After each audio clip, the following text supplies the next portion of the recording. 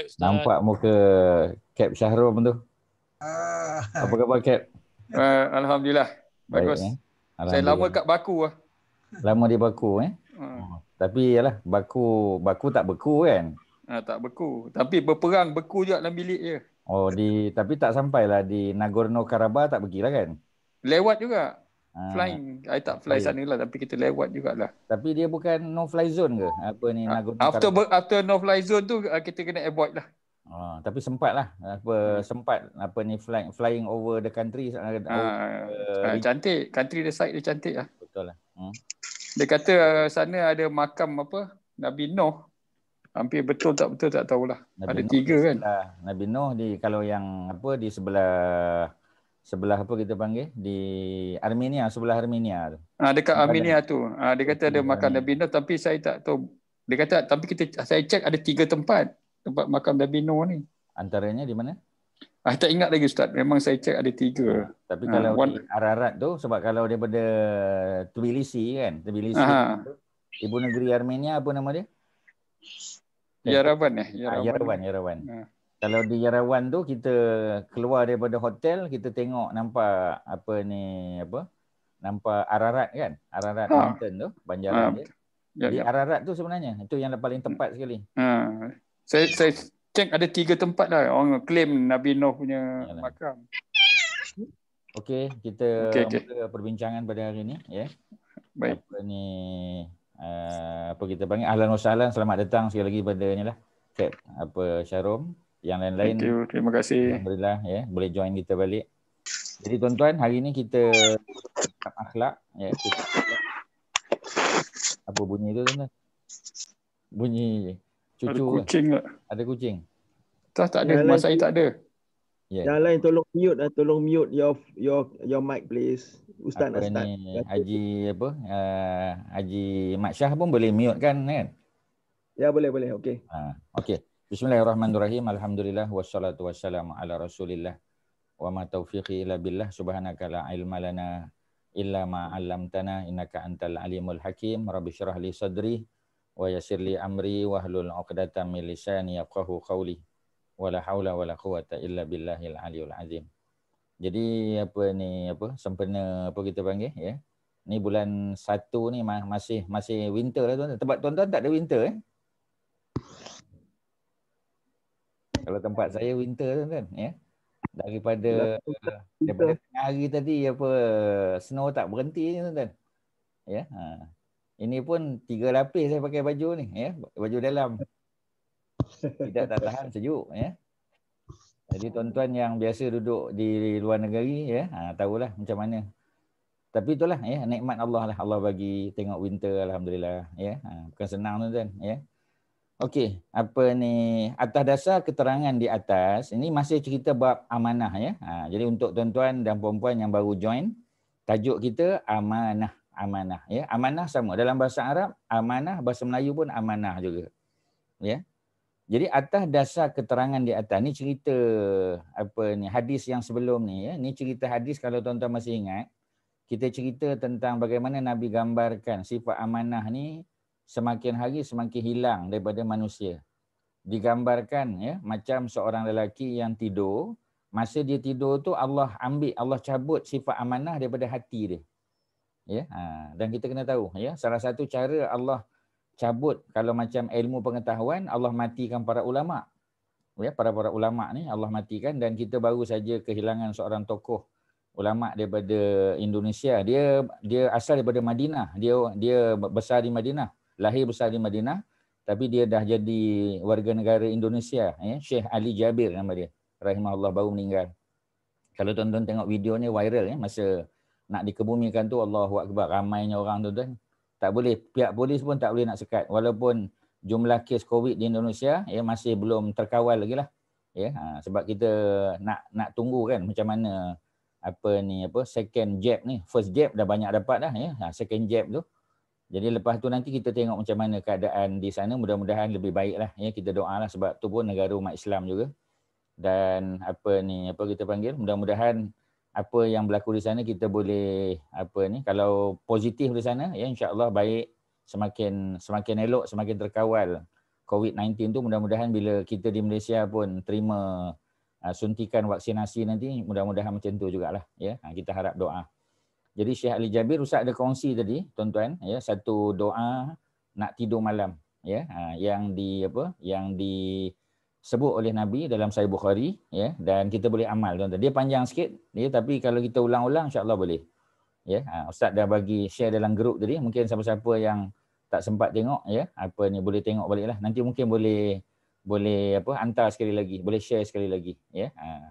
Jadi itu boleh kita amalkan, dan doa tersebut ya disebut oleh Syekh Ali Jabir ya. Dia sempat sebut, ada banyaklah beberapa ceramah beliau sebelum dia meninggal ya. Dan walaupun Ustaz tak pernah jumpa dia personally, tak pernah ya. Ustaz tak pasti sama ada dia pernah datang ke Malaysia atau tidak, mungkin pernah ya, tapi banyak masanya tu di sana, dan dia kena COVID-19 tapi selamat, alhamdulillah ya, sembuh ya. Tapi Allah nak Allah nak wafatkan dia juga ya, setelah daripada selamat daripada COVID-19 tu ya, ada komplikasi benda lain pula katanya ya. Allah yang Maha tahu lah. Okey tuan-tuan, kita balik pada cerita sifat amanah itu ya. Jadi kalau sifat amanah, kalau ilmu tadi Allah cabut dengan mematikan para ulama. Mati ulama seorang-seorang kita tengok ya. Tokoh-tokoh ulama meninggal dunia. Ya. Kemudian cara Allah ambil sifat amanah tu ialah ketika manusia tidur. Ketika manusia tidur, Allah cabut sifat amanah tu. Sehingga sifat amanah itu hanya tinggal sebesar titik hitam dalam hati manusia ya. Besar tu je tuan-tuan. Itu pun kita duk berebut sifat amanah ni. Kalau kita tengok orang ada sifat amanah, kita dah puji dia dah. Kita kata hebat orang yang ada sifat amanah. Ya, tapi macam tadilah ya, nak bagi tahu bahawasanya Allah telah cabut daripada umat manusia, dan sebab itu susah nak cari orang yang ada sifat amanah. Dan sifat amanah ini adalah sifat yang ada pada Nabi. Sebab itulah kita belajar kitab ni tuan-tuan, supaya kita nak tengok macam mana Allah buktikan bahawasanya memang pada Nabi ada sifat amanah ini. Ya, kita baca. Jadi secara umum ya, kalau kita definasikan amanah ni secara umum ataupun secara khusus tuan-tuan ya, dia sangat berkait dengan sifat mulia yang lain. Maknanya amanah ni dia tak duduk seorang-seorang. Amanah ni dia akan seiring dengan sifat-sifat lain seperti jujur. Ya, kita kata jujur amanah tu ada kaitanlah tuan-tuan. Ya. Kita kata kalau orang tu amanah, dia mesti jujur. Dia kena pergi sekali. Ya. Dan kalau dia jujur ya, dia sabar. Orang yang amanah ni mesti orang yang ada kesabaran. Ya, dan dia berani mempertahankan kebenaran dia. Ya, sebab tu kita tengok orang yang amanah ni ya, dia pegang, dia berani. Ya, dia sanggup menjaga amanah tu, dan kalau dia tak ada sifat keberanian, dia akan ditekan. Ya, orang yang pegang amanah dia tak cakap. Ya, jadi bila dia cakap bila macam lawyer kita katakan ya, dia pegang amanah keluarga. Jadi ketua keluarga meninggal dunia, jadi dia ada lawyer dia engage satu lawyer tu akan pegang amanah, tak cerita. Isteri dia kata bagi tahulah ya. Tak ya, sebab dia dah janji dah. Dia hanya akan bagi tahu mungkin 3 hari selepas suami dia meninggal. Ya, baru dia datang dan dia kumpulkan semua keluarga. Selagi ahli keluarga tak cukup quorum, dia tak akan cerita. Maknanya dia kena berani tuan-tuan. Walaupun dia ditekan, walaupun dia dituduh dengan pelbagai tuduhan, tapi dia kena jaga amanah. Dan dia mesti menjaga kemuliaan diri. Ya, dia kena jaga kemuliaan diri. Ini semua berkait tuan-tuan. Jujur, sabar, berani, jaga kemuliaan diri. Dalam bahasa Arab kita panggil iffah, dia panggil. Ya, sifat iffah. Jadi kalau orang lelaki kita panggil afif. Ya, ain fa ya fa afif. Ya, kita ada dulu ya, Timbalan Menteri Kewangan ke ya. Tan Sri ke Datuk Sri, tak ingat. Tan Sri kot, Afifuddin. Ya, kalau tuan-tuan masih ingat ya, Tan Sri ke apa Datuk Osman? Dia daripada Kedah rasanya ya, Tan Sri Afifuddin Omar. Tan Sri, Datuk ya. Datuk Afifuddin dah meninggal. Innalillahi wa inna ilaihi rajiun ya. Jadi Ustaz kat Switzerland ke? Yang mana? Ustaz kat Switzerland ke? Macam mana tahu Switzerland? Tu snow kat belakang. Ada Snow ni bukan Switzerland saja. Ya. Ada snow. Ni Ustaz di atas Lake Mountain dekat Melbourne. Oh. Ya. Jadi apa ni, kalau Blue Mountain di Sydney, Sydney. Ustaz tak sempat ke Sydney, tak ada flight malam ni, jadi singgah di apa saja, Melbourne saja. Okey. Ya. Jadi apa ni, nampak salji mesti turun rindu Sorry Ustaz, salji. kacau. Tak ada masalah, okey je. Ya. Bula lah tu. Apa dia? Mount Bula ke? Mount Bula tempat lain, ya. Ni Mount dekat-dekat Bula dengan situ juga. Melbourne. Ya, tapi yang ni Ustaz naik ni dia tak tinggi sangat. Lake Mountain nama dia. Di bawah sikit. Dia bawah sikit, ya. Sebab kalau ke Mount Bula tak tahan pakai baju macam ni, tak tahan Ustaz. Ya? Kejong Ustaz. Apa dia? Kejong kalau pakai baju macam tu. Yalah, betul lah. Ya. Salah timing Ustaz. Australia bukan winter. Betul, ya. Ini apa kita panggil, ya. Datuk Osman yang dapat poin ni. Ya. Memanglah. Sebab sekarang Down tengah south panas. kan sama. Melbourne tengah panas kan, hemisfer selatan kan. Ya. Panas. Alhamdulillah dapat Datuk Osman kenal pasti, ya. Bukan Melbourne. Jadi Ustaz kena bagi tahulah, memang Switzerland lah, betul lah. Ya. Ya, betul tekaan anda betul. Ya. Okey, tak apalah. Nikmatilah kita panggil, ya, salji yang sedang turun, ya, tak berhenti. Dia betul Ustaz sebut tadi, daripada tengah hari tadi tak berhenti ni. Ya. Okey, So Ustaz, Afif for male, female apa Ustaz? Afifah. Ain, ya, dengan Ain.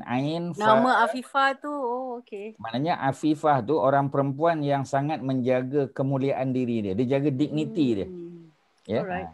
Jadi mana orang yang sangat menjaga dignity dia, Afif. Macam Nabi Yahya, John the Baptist kan. Dalam Bible kita panggil dia John the Baptist. Ya. Jadi John the Baptist, Nabi Yahya, beliau kita panggil dia tak berkahwin. Walaupun ada anak raja yang suka dengan dia. Ya, ada Roman Empire punya anak raja, ya, yang suka dengan dia, tapi dia tak mau. Ya, dia tak mau, dia tak jatuh hati dengan perempuan tu. Perempuan tu kita kata kita panggil cinta separuh matilah dengan dia. Tapi dia tak layan. Ya, dan kita kenal Nabi Yahya tadi sampai dijatuhkan hukuman pancung. Ya, dia dipancung. Tapi dia dipanggil John the Baptist kerana dalam agama Kristian, dalam Christianity, John the Baptist ni dikatakan dialah yang telah baptize Nabi Isa, Jesus Christ. Tapi ini bukan dalam agama kita. Cerita baptism ni dalam Christianity. Ya, tempat di mana John the Baptist dia baptize Nabi Isa tu adalah Jordanian River, dekat Sungai Jordan. Ya, di Sungai Jordan. Sebab tu Sungai Jordan tu adalah sacred river untuk orang Kristian. Dia buat holy water kan, tuan-tuan, holy water kan. Holy water asal-asalnya adalah daripada Sungai Jordan. Sebab tu holy water tak ada masalah tuan-tuan nak minum. Ya, kalau kita pergi Jordan mesti kita minum aja holy water tu. Holy water maknanya air daripada Sungai Jordan. Ya, air daripada Sungai Jordan. Jadi tak ada apa tuan-tuan, ya. Air Sungai Jordan ni memang itu sumber air dia. Mana ada sumber air lain. Jadi itu yang kita minum, ya. Cuma dia punya jampi-jampi dia lah. Itu yang dibuat oleh pihak gereja, itu sajalah, ya. Mana ada baptism dalam agama Islam, tak ada tuan-tuan. Ya, ni dalam Kristian. Sebab tu orang panggil dia John the Baptist, Nabi Yahya lah dalam istilah kita. Dia seorang afif. Kalau perempuan afifah, kemuliaan diri, ya. Memenuhi janji dan adil. Nanti kita tengok macam mana Nabi ni dikatakan adil dan macam mana Nabi memenuhi janji, ya. Allah Subhanahu Wa Taala memerintahkan hamba-Nya untuk menyampaikan amanah yang dipercayakan kepadanya. Ya, bukan senang tuan-tuan. Orang bagi kita amanah, kita nak kena pegang macam tadi lawyer tadi kan. Ya, orang yang tu dah meninggal dah, tuan punya tu. Ya, tuan punya syarikat. Tapi sebab dia dah janji 3 hari, maksudnya dia tak nak anak dia bergaduh. Selesaikan dulu jenazah ayah tu, ya. Selesaikan dulu jenazah ayah. Ya, kita kata selesai pun semua sebagainya, barulah masuk hari ketiga, baru lawyer datang, bawa semua family members, baru cerita tentang wasiat ke, ya, tentang harta ni. Maknanya dia kena pegang. Walaupun anak-anak dia dah pressure dia dah, tapi lawyer dia tetap kena adil. Dia kena penuhi janji dia. Ya. Dan Allah memuji sikap seperti ini. Sebaliknya Allah tidak suka sikap khianat. Ya, sikap khianat. Ya. Jadi kalau kita pegang amanah, kita kena pegang betul-betul, tuan-tuan. Kita tak boleh cerita walaupun kepada isteri kita. Ya, sebab tu amanah. Ya, macam kita kata lawyer kan, ya, dia tak boleh dedahkanlah cerita tu kepada public. Dia tak boleh ceritalah pada isteri dia. Cerita sikit-sikit boleh lah, ya. Tapi dia tak boleh sebutlah secara spesifik nama orang yang terlibat macam mana, tak boleh, tuan-tuan. Ya. Ahli psikologi, ya, psikiatris sama juga. Dia ada masalah, ada klien datang jumpa dia. Klien tu cerita macam-macam. Dia tak boleh cerita ke orang lain, tuan-tuan. Mana boleh? Ya, sebab apa? Sebab memang ya dalam bab yang berkaitan dengan amanah, kita tak boleh cerita ke orang. Kita kena simpan benda tu, jaga baik-baik. Ya. Jadi kalau sifat khianat, ya, kerana Allah akan mendengar semua yang dibicarakan oleh makhluk. Semua benda Allah dengar. Sama ada kita sebut secara zahir ataupun dalam hati. Malaikat tu dah, apa beza malaikat dengan Allah Subhanahu Wa Taala? Malaikat hamba, ya. Allah tu, Allah lah pencipta. Malaikat, kalau tuan-tuan tak sebut, malaikat takkan catat. Ya, dalam surah apa tu? Ya, dalam surah Qaf. Ya, Allah sebut ma yalfizu min qaulin illa ladaihi raqibun atid. Ma yalfizu min qaulin. Maknanya tidak ada perkataan yang seseorang tu lafaz illa ladaihi, melainkan di sisinya ada raqibun atid, ada malaikat raqib dan atid. Ya, ada malaikat yang mengawasi dan mencatat. Maksudnya, tuan-tuan, sebab itu bila kita berdoa, kita kena lafaz sikit, kena keluar suara. Sebab kalau tuan-tuan tak keluar suara, malaikat takkan catat. Macam mana malaikat nak aminkan kalau tuan-tuan doa dalam hati? Tuan-tuan faham tak? Ustaz sebut sekali lagi. Tuan-tuan, bila tuan-tuan berdoa, tuan-tuan nak minta Allah kabulkan, tuan-tuan kena lafaz. Kalau tuan-tuan tak sebut, tak lafaz, tuan-tuan sebut dalam hati, hanya Allah yang tahu. Malaikat tak boleh nak catat. Malaikat tak boleh nak bagi pahala. Dia tak boleh nak catat. Sedangkan benda tu kan doa. Sebab malaikat hanya tahu apa yang kita lafaz saja. Tetapi Allah, Allah Maha tahu. Dalam hati ke, kita sebut secara perlahan ke, semua dalam pengetahuan Allah. Kalau tuan-tuan biasa baca surah yang setiap malam kita baca surah apa, tuan-tuan? Setiap malam baca. Al-Mulk. Ya, surah siapa tahu surah yang keberapa tu? Suratul Mulk ni. 67. Surah 67, ya. Antara ayat yang kita biasa sebut dalam surah Mulk ni ialah ayat 13. Ya, apa bunyi dia?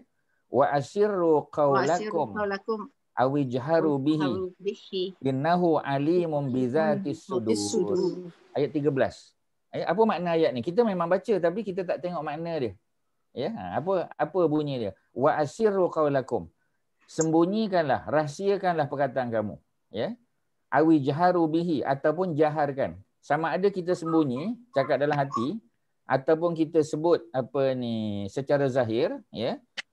Innahu alimun bizatis sudur. Sesungguhnya Allah Maha tahu apa yang ada dalam hati. Apa yang ada dalam dada Allah Maha tahu.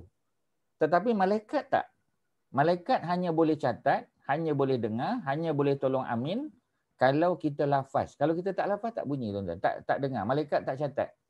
Macam mana? Tuan-tuan tahu kan? Salah satu sifat malaikat ialah dia aminkan doa kita. Betul tak, tuan-tuan?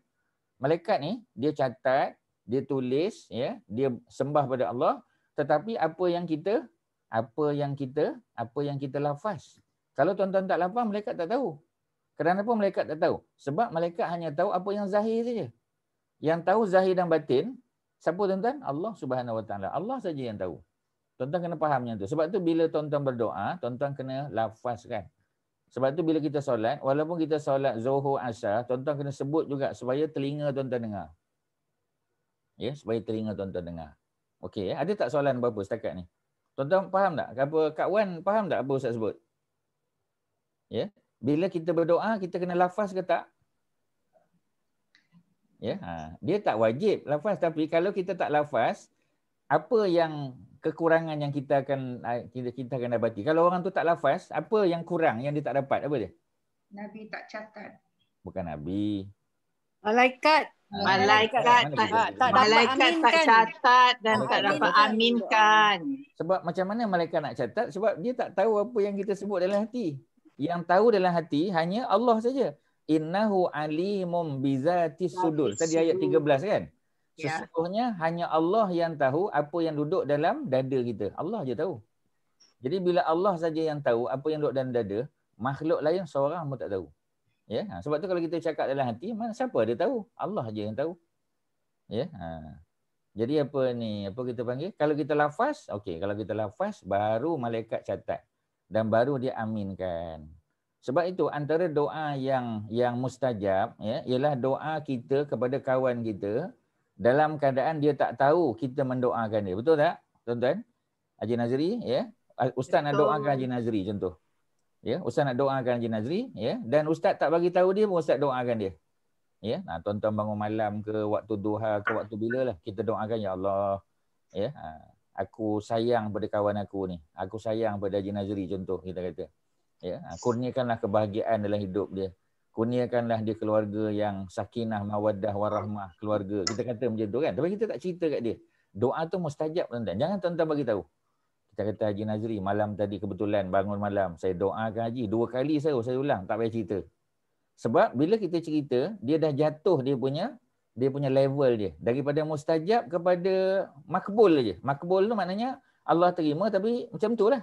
Tapi kalau mustajab, mustajab maknanya dia jadi tuan-tuan. Ya.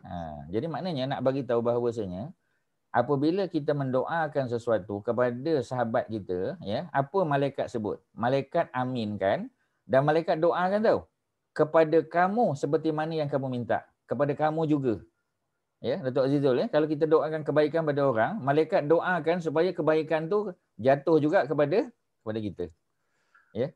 Ustaz, mana maksud sini walau kita masa doa tu walau kita lafazkan atau kita dalam diam je, mana impact dia apa ni Allah dengar dan juga malaikat mendengar amin kita lah. Malaikat tak dengar. Kalau kita tak lafaz, malaikat tak dengar. Yalah, kalau kita lafaz kan malaikat dengar. Malaikat dengar. Mana sini kalau kita lafazkan ataupun kita diam pun mana advantages tu juga lah. Tapi malaikat tak doakan kita lah. Macam mana malaikat nak amin kalau dia tak dengar? Kalau tak dengar lah. Sebab tu kita lafaz juga walaupun perlahan. Ya, sebab malaikat ni dia ialah malaikat raqib atid ni dia memang mendengar. Tapi dengan syarat kita mesti lafaz.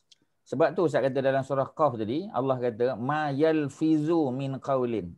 Tidak ada qaul perkataan yang didengar. Ya, yang dilafaz. Ya, kalau tak dilafaz, malaikat tak dengar. Ya, hanya perkataan yang dilafaz saja, doa yang dilafazkan saja. Yang raqib dan atid boleh dengar, boleh catat dan boleh aminkan. Baru kita dapat tuan-tuan. Ya. Sebab itu kita tak payah bagi tahu pada orang yang kita doakan. Tetapi kita kena bagi tahu kepada Allah, kena bagi tahu kepada malaikat. Ya, mudah-mudahan dengan sebab kita cakap tu, benda tu jadi, dia jadi apa? Dia jadi doa kepada kita juga, tuan-tuan. Ya, itu rahsia dia, tuan-tuan. Sebab itu doa-doa ni kita tak payah cerita kat orang, kita diam-diam sudah. Ya.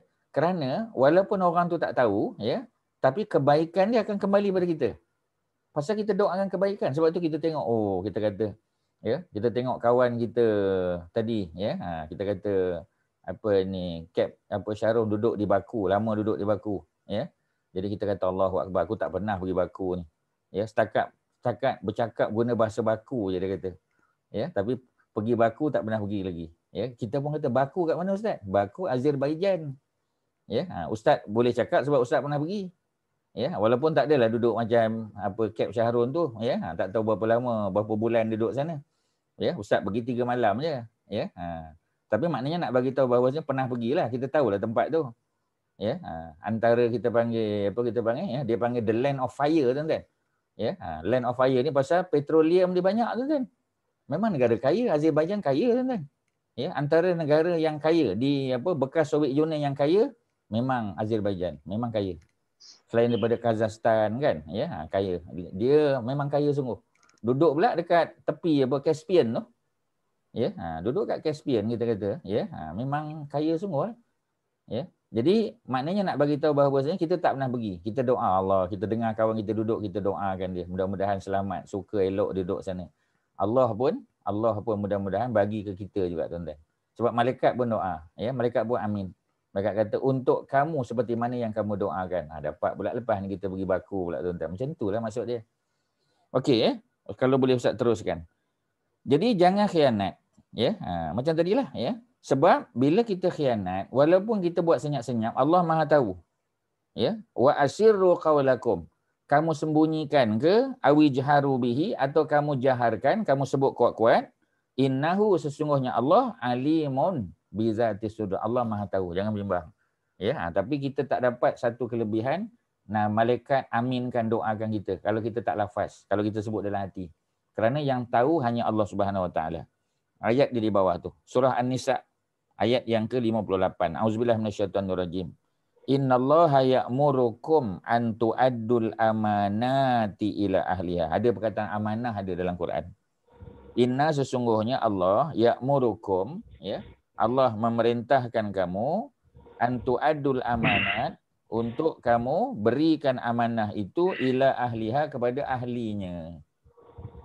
Ya. Amanah ni kita kena bagi kepada ahli dia, tuan-tuan. Jadi maknanya amanah ni kita tak boleh bagi pada orang yang bukan ahli dia. Maksudnya tuan-tuan jangan bagi pada orang yang tak layak. Ya, Ustaz tengok banyaklah macam kita kata persatuan kan, persatuan, koperasi lah contoh. Ni koperasi besar-besar ni tuan-tuan, ya. Koperasi besar-besar dia punya ahli dia cukup ramai, tapi kadang yang dilantik untuk mengurus koperasi tu bukan orang yang layak. Memanglah dia profesor universiti, ya. Memanglah dia tu professional engineer, dia medical doctor, tapi dia bukan bidang koperasi, tuan-tuan.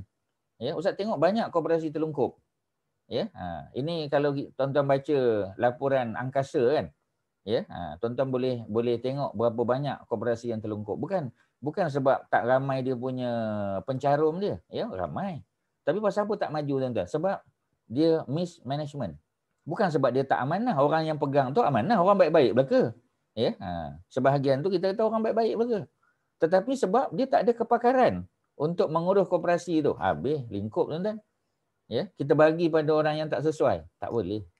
Ya, jadi dah lah dia tak ada minat. Ya, dan dia pun tak tahu macam mana nak handle koperasi, habis terlingkup. Ada berapa banyak tuan-tuan koperasi besar-besar. Ya, cuba tuan-tuan tengok, yang survive koperasi tu kebanyakannya sebab pengurusan dia tu. Bukan mesti pengurusan tu ada PhD ke, ada apa kita panggil, ya, ada apa kita panggil, ya, ada ijazah dalam bidang ekonomi ke, tak mesti, tuan-tuan. Tapi orang yang memang terlibat. Kadang-kadang yang handle tu ada diploma je, tapi diploma dalam bidang koperasi. Ya, dia pun duduk bekerja dengan koperasi lama, bagi dia pegang jawatan baru jadi, tuan-tuan. Tidak, tak boleh. Koperasi keluarga, tuan-tuan, ya, Ustaz tak pasti keluarga tuan-tuan ada koperasi tak? Ya, tapi kalau orang Kelantan banyak yang ada koperasi. Family punya koperasi. Ya, koperasi Haji Arsyad contoh kita kata. Koperasi Datuk sekian-sekian, ya. Satu family baguslah, tuan-tuan. Kalau ada family tu nak buat apa, nak buka bisnes ke apa, ambil daripada duit koperasi. Alhamdulillah. Ya, dan dia tak lari manalah sebab family. Ya, kalau dia tipu pun dia tipu family dia, tuan-tuan. Ya, bila balik raya dia akan jumpa balik dengan Pak Ngah dia, Pak Long dia. Jadi mudah-mudahan berjalan dengan baik. Tapi kena di-manage oleh orang yang layak, orang yang boleh pegang amanah itu. Kemudian Allah kata apa? Wa iza hakamtum bainan nas. Ya, wa iza hakamtum, dan jika kamu berhukum, kita buat hukum bainan nas, antara manusia, antahkumu bil adl. Hendaklah kamu berhukum dengan adil. Kita ni kadang-kadang, ya, minta maaf tuan-tuan, kita buat undang-undang, kalau yang buat jahat tu orang biasa kena, tuan-tuan. Orang biasa-biasa kena. Ya. Tapi bila yang buat tu orang besar, orang yang ada pangkat, sudah. Ya, kita memang kata kita nobody is above the law. Cakap je, tuan-tuan. Minta maaf lah. Bukan nak cakap politik, tapi nak bagi tahu bahawasanya, kadang bila orang pegang jawatan tak kena pula. Ya, orang kecil-kecil buat majlis sikit-sikit kena. Ya, orang besar-besar tak kena pula. Nak kata macam mana? Lepas tu dia pergi viralkan pula, tuan-tuan. Zaman ni zaman internet, semua orang dapat social media. Ya, menteri itulah, minta maaf lah terkeluar perkataan pula. Ya, tapi nak bagi tahu macam tu. Tak adil, tuan-tuan. Ya, tuan-tuan tahu tak sebab apa Bani Israel dilaknat oleh Allah? Kerana apabila, ya, ni Nabi sebut, ada kes, tuan-tuan, ya, zaman Nabi dulu, ada seorang perempuan mencuri. Perempuan ni bangsawan. Jadi bila dia bangsawan, dia mencuri, patut kena potong tangan. Jadi untuk elak dia kena potong tangan, family dia pergi jumpa dengan Rasulullah. Tapi dia tak jumpa dengan Nabi terus. Dia jumpa dengan Nabi punya cucu angkat kesayangan. Kalau cucu Nabi, Hasan Hussein. Ni cucu angkat kesayangan, nama dia Usamah bin Zaid. Ya, bapa dia Zaid bin Harisah, tu anak angkat kesayangan Nabi. Ya, anak angkat yang bukan keluarga lah. Kalau anak angkat keluarga, Sayyidina Ali lah. Ya, tapi ni bukan yang ada hubungan keluarga, bukan Bani Hashim. anak dia, ya, Zaid bin Harisah ni, anak dia Usamah bin Zaid. Oh, memang Nabi sayang sungguh. Ya. Maksudnya kalau ada orang nak jumpa Nabi, orang akan melalui dia. Dia ni macam Nabi punya setiausaha lah. Ya, setiausaha sulit lah kita kata. Ya. Jadi bila orang ni datang, dia nak pergi jumpa Nabi, dia minta recommendation daripada siapa tadi tuan-tuan? Usamah bin Zaid. Tuan-tuan kena catat tu, Usamah bin Zaid. Tu seorang sahabat Nabi. Ya, sahabat Nabi yang merupakan cucu angkat Rasulullah. Ya, Usamah bin Zaid. Ya, ingat je lah Usamah bin Laden tuan-tuan kenal kan? Ni Usamah bin Zaid. Ingat Usamah bin Zaid, tuan-tuan catat. Siapa nama bapak dia? Zaid lah.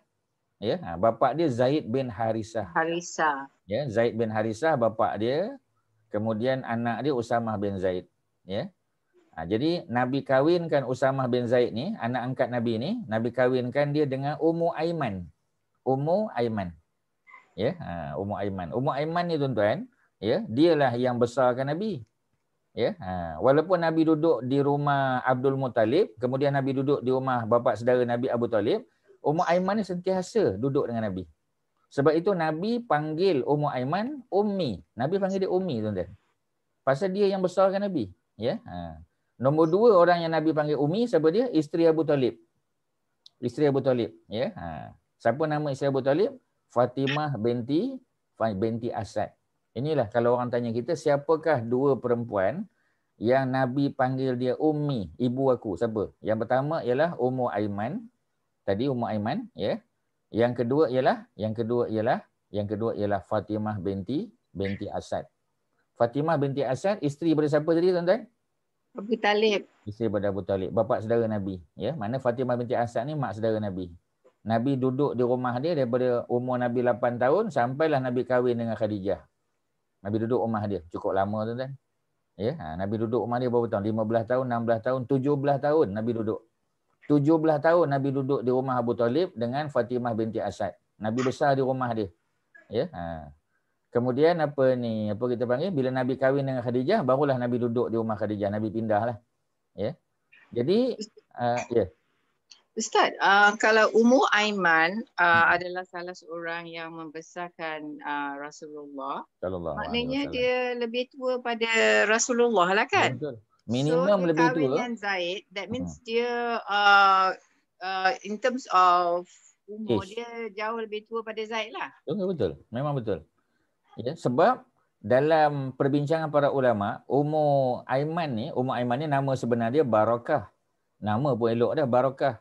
Tapi orang panggil dia Ummu Aiman sebab masa mula-mula dia kahwin dulu, sebelum dia kahwin dengan Zaid, dia dah kahwin dengan orang lain. Dia dapat anak nama Aiman tu yang panggil Ummu Aiman tu. Ya, macam tuan-tuan panggil ustaz Abu Aiman. Panggil isteri ustaz cikgu, ya. Ummu Aiman.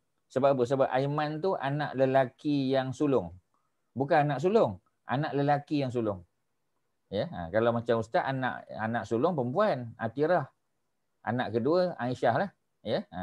Tapi nombor 3 Aiman. Jadi Abu Aiman, Ummu Aiman. Ya, samalah macam Barakah tadi. Jadi Barakah ni kata para ulama sirah, bila mereka buat calculation umur dia, minimum dia 7 tahun senior Nabi. Minimum 7 tahun senior Nabi. Ya. Dan dia ditangkap masa tentera bergajah serang Mekah. Very interesting cerita dia tuan-tuan. Ya. Tuan-tuan ingat kan cerita tentera bergajah, ya, serang Mekah. Tentera bergajah tu datang daripada negara mana, Datuk Osman? Tentera bergajah tu datang daripada negara mana? Yaman. Datang daripada Yaman. Ya. Tuan-tuan Haji Don tahu tak berapa ramai tentera bergajah tu? How many thousand of them? Berapa ribu tentera yang datang nak serang Kaabah tu? Berapa ramai? Try Haji Don. Ribu-ribu. Bagus, jawapan tu betul lah. Ya, ustaz kata ribu, dia kata ribu-ribu, ya. Kejap lagi seorang lagi datang ribu, ya. Jadi berapa ribu, bagilah satu number. 2,000. 2,000. Kecil sangat tuan-tuan. Okeylah 10,000 lah. 10,000 kecil tuan-tuan. Oh, 50,000. 120,000. Atau ramai sangat. 50,000 lah boleh. 60,000 tuan-tuan. Macam mana dia bawa gajah tu survive all the way from Yemen? Ya, sebab Yaman dia tak ada laut. Yaman dia tak ada pantai dengan Saudi, dia boleh jalan darat aja. So kalau 60,000 gajah berapa ribu Ustaz? Mana ada gajah beribu, mana nak dapat. Gajah ni extinct lah. Gajah ni antara binatang yang pupus. Ya, jadi gajah yang dibawa hanya 13 ekor je. Oh. Sebab gajah ni frontliner je, tuan-tuan. Gajah ni macam kereta kebal. Bagi gempak lah kan Ustaz. Memanglah sebab orang Mekah tak pernah tengok gajah. Sebab Mekah tak ada gajah. Negara Arab mana Mekah ada gajah. camel. Mekah ada camel je. Sebab itu tentera 60,000 tu sebahagian besarnya naik unta. Naik unta, ada yang naik kuda, ada tentera berjalan kaki. Ya. Cuma yang frontliners tu, ya, yang depan tu, itu saja yang naik gajah. 13 ekor je gajah tu. Ada 2 riwayat. Satu riwayat lain kata 9 ekor saja. Ya, satu lagi kata 13 ekor. Jadi apa ni? Ni ada dalam, tuan-tuan boleh tengok dalam kitab The Seal Nectar nama dia. Itu antara buku sirah yang semua orang kena baca lah, tuan-tuan. Dia satu jilid je, ya, tak tebal sangat. But heavy reading Ustaz. Memanglah dia very academic lah. Ya, tapi bila kita baca macam tu baru dia solid kita dapat. Kalau kita baca buku-buku pijisan, baca Mastika ke baca Ria, tak jadi dia. Dia kena baca yang akademik baru dapat. Ya, kalau kita baca macam kita baca surat khabar santai. Baca surat khabar ni santai aja. Tapi kalau kita baca akademik, buku akademik, tu serius. Baca jurnal tu serius. Ya, barulah fakta dia betul. Kalau surat khabar kadang temberang aja. Ya, jadi maknanya nak bagi tahu bahawasanya dalam The Seal Nectar ada 2 riwayat, satu kata 9 ekor, satu kata 13 ekor. Frontliner saja, yang belakang tak. Ya. Jadi masa tentera bergajah ni datang, dia datang bukan tentera je datang. Dia bawa juga hamba sahaya. Salah seorang yang datang tu ialah seorang budak kecil perempuan, ya, namanya apa? Barakah. Barakah tu datang daripada Yaman. Tetapi Barakah bukan datang daripada Yaman. Barakah datang daripada Habasyah, daripada Ethiopia, Eritrea. Pasal Barakah ni kulitnya hitam. Ya. Orang Yaman tak ada kulit hitam. Orang Yaman yang kulit hitam tu kerana dia mix dengan Afrika. Tuan-tuan kena ingat, Yaman, ya, masa zaman Nabi, Yaman tu part of Ethiopian Empire. Kita panggil dia Abyssinia. Ya. Long time ago, tuan-tuan, ya, Yaman tu walaupun dia Arabian country, memang negara Arab, tapi dia duduk bawah satu empire namanya Abyssinian Empire. Abyssinian Empire tu dekat mana? Ethiopia, Eritrea lah. Itulah Abyssinian Empire. Tapi dia besar. Sebab itu Yaman tu part of dia. Jadi sebahagian orang Eritrea, Ethiopia duduk kat Yaman tu. Pasal dia punya governor pun orang Afrika. Siapa nama ketua Yaman tu, tuan-tuan? Siapa nama ketua dia tu yang datang menyerang tu? Governor dia. Governor. Siapa nama, tuan-tuan? Siapa governor dia? Ya, siapa nama Abraha. dia? Abraha. Nama dia. Abraha. Abraha tu, tuan-tuan, kulitnya hitam. Pasal dia bukan Yamani. Ya, dia African. Dia datang daripada Ethiopia. Ya, sebab tu menunjukkan Yaman tu part of Ethiopia. Sebab itu, kalau tuan-tuan pergi ke Yaman, tak ada gajah, tuan-tuan. Gajah tu datang dari mana? Gajah tu datang daripada Afrika. Ya. Daripada Afrika nak pergi ke Yaman, tuan-tuan kena cross Red Sea. Ya, macam mana tuan-tuan bawa gajah? Of course pakai kapal lah. Pakai kapal, tuan-tuan. Ya. Sebab tu kefahaman kita tentang benda tu baru tuan-tuan macam tu rupanya. Baru tuan-tuan appreciate benda tu, tuan-tuan. Bila kita tahu cerita. Sebab kalau tidak, tak tahu. Ya, tak tahu. Tuan-tuan, ya, tuan-tuan kena bohong je nanti. Ya, bila ustaz kata, ustaz kat mana? Ya, ustaz di Melbourne. Bohong. Nampak sangat ustaz dah bohong. Dah trik, bukan bohong. Saja nak trik tuan-tuan aja. Ya, mana ada bulan 1 Melbourne salji, tuan-tuan. Ya, Melbourne duduk di hemisfera selatan. Hemisfera selatan tengah panas, tuan-tuan. Ya, tengah panas. Ya, jadi maknanya ini mesti hemisfera utara yang sejuk ni. Ya, tu cerita dia. Okey, jadi apa ni Mount Titlis, ya. Tu betul. Itu Switzerland, tuan-tuan, ya. Jadi maknanya nak bagi tahu, tuan-tuan, cerita Abraha tu masa dia datang dengan tentera bergajah, berapa ribu tadi? 60,000, bukan 6,000, 60,000. Sebab apa ni Abyssinian Empire ni satu empire besar, tuan-tuan. Kaya, ya. Dia bawa juga hamba sahaya. Salah seorang hamba sahaya tu nama dia Barakah. Masa tu belum panggil Ummu Aiman lagi, tak kahwin lagi. Ya. Jadi ketika tentera bergajah diserang oleh burung, ya, oleh burung yang kita panggil datang secara ababil, bentuk datang dia tu. Sebab ababil ni dia tak datang seekor-seekor. Kan kita dah sebut dulu tuan-tuan. Ya. Burung tuan-tuan, burung-burung yang kecil-kecil ni dia tak datang seekor-seekor. Burung yang datang seekor-seekor itu burung predator. Macam burung helang, ya, tu memang predator. Tapi kalau burung-burung yang kecil-kecil ni, ya, dia datang secara tu tanya Cap, ya. Dia pernah langgar burung tak masa dia bawa kapal terbang tu? Pernah Cap? Pernah tak ada? Pernah. Dan burung tak ada seekor-seekor tu kan. Burung mesti datang, ya. Dia dengan dia punya group lah. Ya. A bird of the same feather flock together. Ya. Dia mesti macam tu. Jadi kaedah dia datang itulah yang Allah panggil sebagai ababil, bukan nama burung. Dia bukan nama burung. Ya. Jadi kalau orang duk sebut burung ababil, carilah, ya. Sampai kiamat tak jumpa burung ababil tuan-tuan. Pasal dia bukan spesies burung. Allah nak cerita macam mana burung tu datang. Ya, cuba tuan-tuan bayang, ya. Burung ni datang daripada mana? Ini burung daripada hemisfer utara tuan-tuan. Ya, sebab tu dia migrate, sebab tu ada bird migration tuan-tuan kan. Jadi bila kita maknanya cerita Quran ni tuan-tuan macam-macam, cerita animal science, ya, cerita geografi, cerita. Sebab tu bila kita baca Quran dia buka minda kita tuan-tuan. Tapi kita kena tadabbur lah. Kalau tuan-tuan baca terjemah saja ataupun tuan-tuan sekadar baca suratul Muluk, contoh kan, tuan-tuan tak tengok makna, tuan-tuan tak dapat. Tuan-tuan tak dapat dia punya gist. Sebab baca Quran tuan-tuan kena tengok dia punya persekitaran dia, konteks dia dekat mana, Egypt ke, Babylon ke, ya, dekat kita panggil di Arabian Peninsula ke. Tuan-tuan kena faham dia punya geographical setting tuan-tuan, baru tuan-tuan faham. Ya. Bila tuan-tuan tengok macam kita cerita Nabi Musa kan, ya, kita cerita Nabi Musa. Bila kita cerita Nabi Musa, tuan-tuan kena ingat Nabi Musa lahir dekat Mesir. Kita cerita Suratul Kahfi kan. Dan negeri yang dekat dengan Mesir, apa negeri dekat dengan Mesir tuan-tuan? Pertemuan dua sungai tu kat mana? Minggu lepas kita cerita Sudan. Di Sudan. Ya. Sudan. Bila tuan-tuan tengok, tuan-tuan kata, Sudan kot. Memang. Kalau ustaz kata, ya, Uzbekistan, tuan-tuan kata bohong. Pasal Uzbekistan tu berapa punya jauh daripada Mesir, daripada Egypt. Tapi kalau tuan-tuan sebut Sudan, Sudan tu neighboring dengan Egypt sebab Sungai Nil tu datang daripada bawah, daripada selatan, dia lalu Sudan. Dia bertemu dua White Nile dengan Blue Nile tu di Khartoum, baru dia naik ke Egypt. Maknanya tuan-tuan, kalau tuan-tuan tak faham geografi dia, tuan-tuan tak faham nanti. Tuan-tuan takkan faham cerita tu.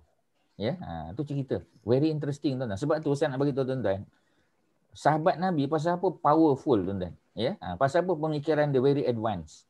Ya, dia melampaui zaman sebab dia baca Quran dengan kepahaman. Ya, maksud ustaz ni reading the Holy Quran with understanding. Baru tuan-tuan percaya. Ya. Pasal ustaz pun secara personally memanglah belajar sampai PhD, betul lah tuan-tuan. Tapi bukan belajar geografi, belajar history sampai tinggi-tinggi ni, bukan tuan-tuan. Ya. Tapi bila kita belajar tu kita bacalah juga. Ya. Tapi bila kita tengok Quran tu akan buka minda kita. Baru kita faham. Ustaz selalu sebut kan, ya. Ustaz pun tak pernah duduk kat padang pasir. Lalu padang pasir pernah, tapi duduk lama-lama padang pasir tak pernah. Tapi bila orang tanya kita, di padang pasir ada tak binatang buas? Kita kata binatang buas mana ada padang pasir binatang buas? Ular adalah. Ya, kita tak panggil ular binatang buas. Kalau jengking ada, kita tak panggil binatang buas. Kita panggil binatang berbisa. Di gurun ada tak binatang buas tuan-tuan? Haji Jamal ada tak dekat gurun binatang buas? Kat gurun. Bukan gurun Kedah ni. Ya, dekat gurun ada dekat padang pasir ada tak binatang buas? Dah tentu ada. Ada. Ya, ada tak tuan-tuan? Tak ada. Jawapannya ada tuan-tuan. Ya, jawapannya ada.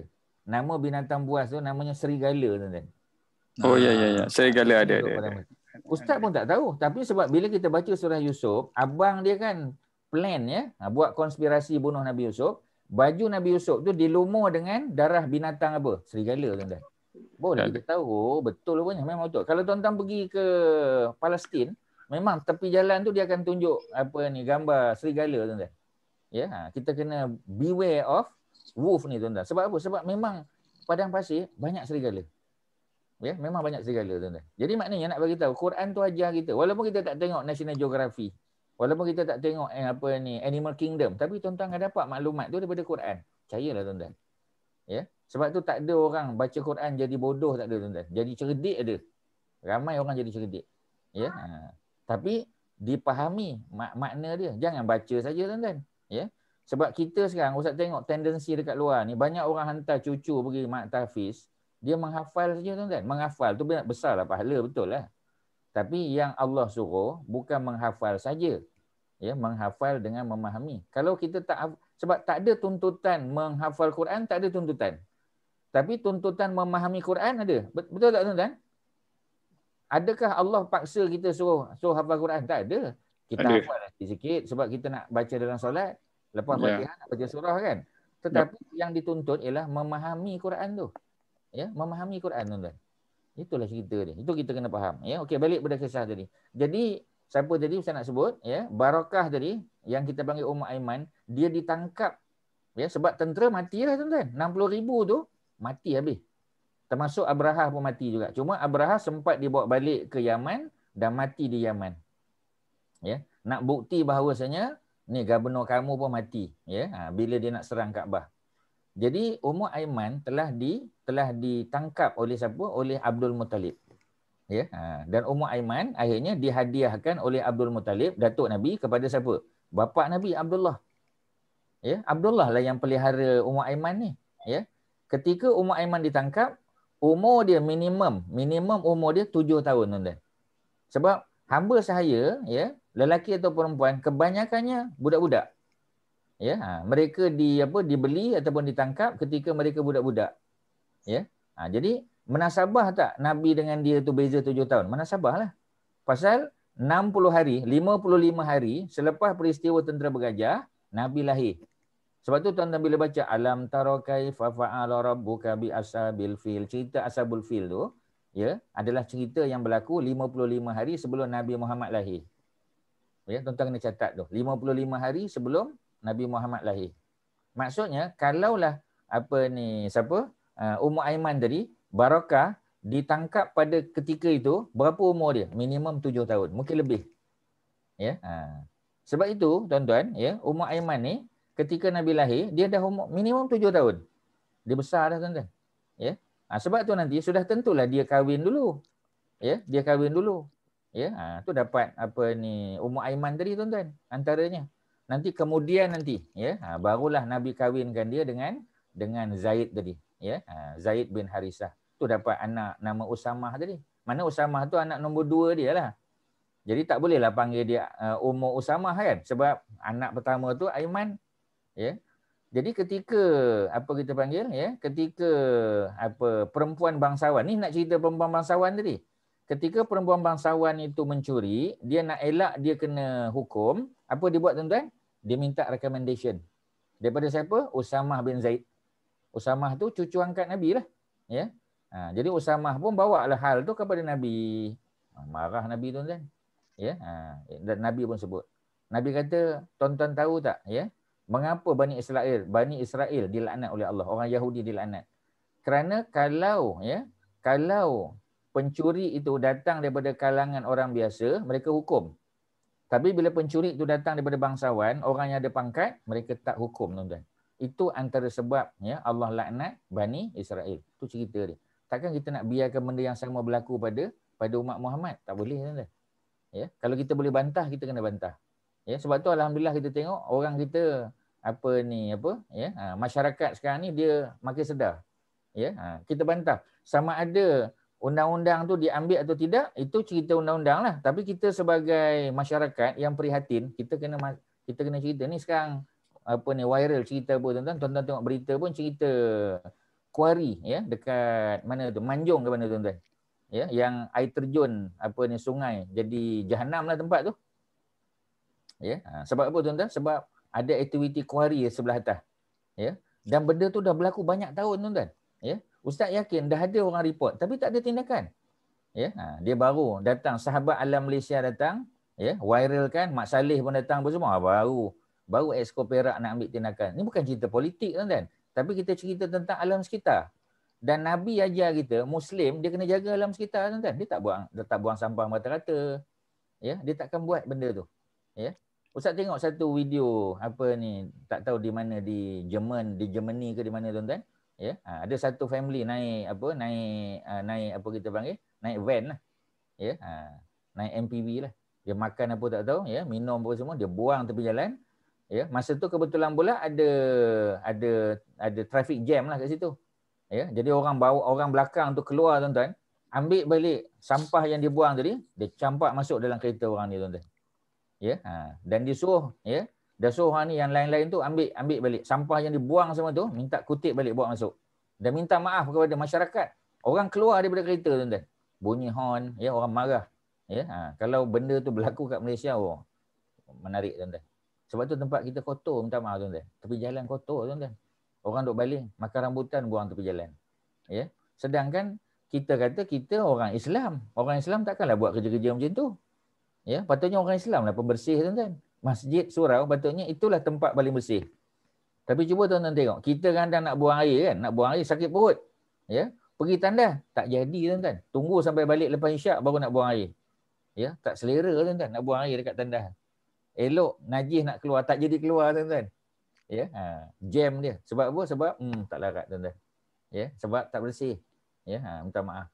Kadang-kadang kita masuk apa dia punya apa kita panggil slipper pun, ya. Slipper pun kadang ya, licin, tuan-tuan. Berapa ramai jamaah masjid tergelincir jatuh di masjid, di tandas masjid, ramai, tuan-tuan. Ya, yang meninggal pun ada. Ya, sebab apa? Sebab tak bersih. Dan Malaysia ni pula, tuan-tuan, minta maaf, ya. Kita bila dah ada kematian, dah ada orang jatuh, dah ada apa, baru nak kelang kabut. Itu masalah dia, tuan-tuan. Kita react. Ya, kita bukan proaktif, tuan-tuan. Minta maaf Ustaz sebut. Ini secara umum. Sebab inilah ajaran Islam, tuan-tuan. Ya, Islam ajar kita macam tu. Minta maaf, tuan-tuan, ya. Okey, habiskan ayat ni. Jadi apabila kamu berhukum sesama manusia, antahkumu bil adli, kena adil. Ya, hukum tu sama, tuan-tuan. Pasal apa pula yang orang bawah kena hukum, ya, yang bangsawan tak kena hukum? Macam Nabi sebut tadi kan kepada apa? Bani Israel yang dilaknat oleh Allah. Innallaha ni'ma ya'izukum bih. Ya, sesungguhnya Allah lah yang sebaik-baik yang mengajar kamu. Allah lah. Bila Allah ajar kita, kita kena ikut, tuan-tuan. Mana itu sebaik-baik? Sebab Allah ni kita punya guru kita. Ya, Allah tu memanglah Tuhan yang mencipta kita. Ya, tetapi Allah telah lantik seorang guru namanya Nabi dan Rasul. Ya, jadi sebab itu kita akan panggil teacher of all teachers. Siapa dia, tuan-tuan? Ya, itu adalah Nabi Muhammad sallallahu alaihi wasallam. Ya, itu lagu apa kita panggil Sami Yusuf. Ya, ini seorang penyanyi daripada Iran, tuan-tuan. Ya, orang Iran, ya, orang Tehran. Ya, kemudian dia pindah ke London lah. Ya, dia graduate daripada London School of Music, tuan-tuan. Ya, dia boleh main alat-alat muzik, macam-macam jenis alat muzik boleh main. Suara pun sedap, muka pun handsome. Sami Yusuf, tuan-tuan boleh Google saja. Tuan-tuan YouTube tengok, ya. Tajuk lagu dia Muallim. Muallim maknanya kita teachers of all teachers. Ya, you are the teacher of all teachers. Siapa dia, tuan-tuan? Nabi Muhammad lah. Ya, tuan-tuan tengok dia punya video dia. Ya, very interesting, tuan-tuan. Okey, ya, itu cerita dia. Innallaha kana sami'an basira, sesungguhnya Allah sami'an, maha mendengar, basiran, maha melihat. Ya, Allah maha mendengar. Sebab tu tak ada benda yang tersembunyi daripada Allah. Kalau kita dalam hati pun Allah tahu. Cuma malaikat lah tak tahu. Ya, basiran, Allah maha melihat.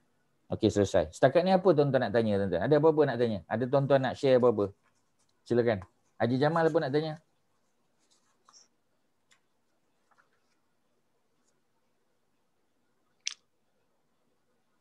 Tak ada, Ustaz. Belum ada, ya? Belum ada lagi. Ya, kawan. Katalah tadi yang doa tu kan, kita suruh kawan doa untuk kita. Jadi jatuh dalam kategori apa? Kita suruh dia, kita upah dia lah. Bukan upah lah, kita kata tolong doakan saya untuk ni. Oh, tu tak ada masalah, boleh je. Ya, kita minta dia doakan kita. Okey lah tu. Ya, tapi jangan bagi syarat lah, ya. You tolong doakan I, ya. Nanti I doakan you pula, ya. Kita tak bagi syarat. Dia jangan syarat, ya.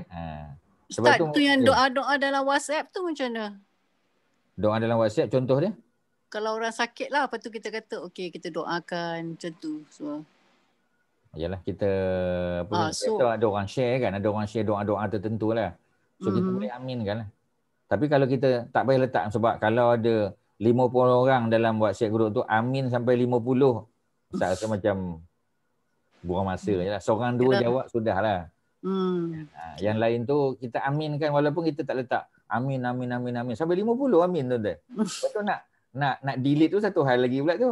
Yalah. Melainkan orang tu bagi satu doa, kita bagi doa yang sikit lain, versi lain. Tu okey. Ya, sebenarnya tak susah tuan-tuan. Ya, zaman sekarang ni tuan-tuan pergi Google, klik image, tuan-tuan sebut je. Macam doa yang Ustaz sebut tadi, yang apa Syekh Ali Jabir tadi kan. Doa tu tuan-tuan pergi Google, ya, tuan-tuan klik image, ya, kemudian Google image lah maksudnya. Kalian type je. Ya, doa tidur Nabi, doa makan Nabi, doa musafir Nabi, macam-macam keluar tuan-tuan. Tak payah beli buku pun. Ya, dan tuan-tuan boleh share dengan kawan-kawan. Kalau dia sakit, share doa sakit. Kalau dia apa kita panggil, kalau dia dapat musibah, kita bagi doa musibah. Ya, kalau dia dapat rezeki, dapat nikmat, kita bagi doa nikmat, macam-macam tuan-tuan. Ya, sebab tu benda-benda macam tu kadang-kadang kita tak perlu nak apa kita panggil, nak rujuk pada ustaz-ustaz je kadang-kadang. Sebab benda macam tadi tu dah ada. Orang kata ni hadis ni sahih ke Ustaz? Dah tulis itu Al-Bukhari Muslim, takkan tak sahih lagi. Dah tulis satu, ya. Bukhari Muslim ada makna pula dalam bahasa Indonesia atau bahasa Melayu. Kadang dalam English pun ada. Oh, cukuplah tuan-tuan. Okeylah tu. Ya, kalau kita rasa kawan kita tak berapa faham bahasa Melayu, bagi dalam English pun ada juga. Ya, jadi macam tu, senang je. Zaman ni senang tuan-tuan. Dan boleh tak kita aminkan? Memang patut kita aminkan lah. Walaupun kita tak letak amin kat situ. Kita amin dalam hati sudahlah. Ya, boleh, tak ada hal. Okey, ya. Kak siapa tadi? Akmal ke siapa yang tanya tadi, ya. Okey, ada lain silakan. Thank you Ustaz, thank you. You're always welcome. Ada apa? Haji Don, ada apa? Haji Don?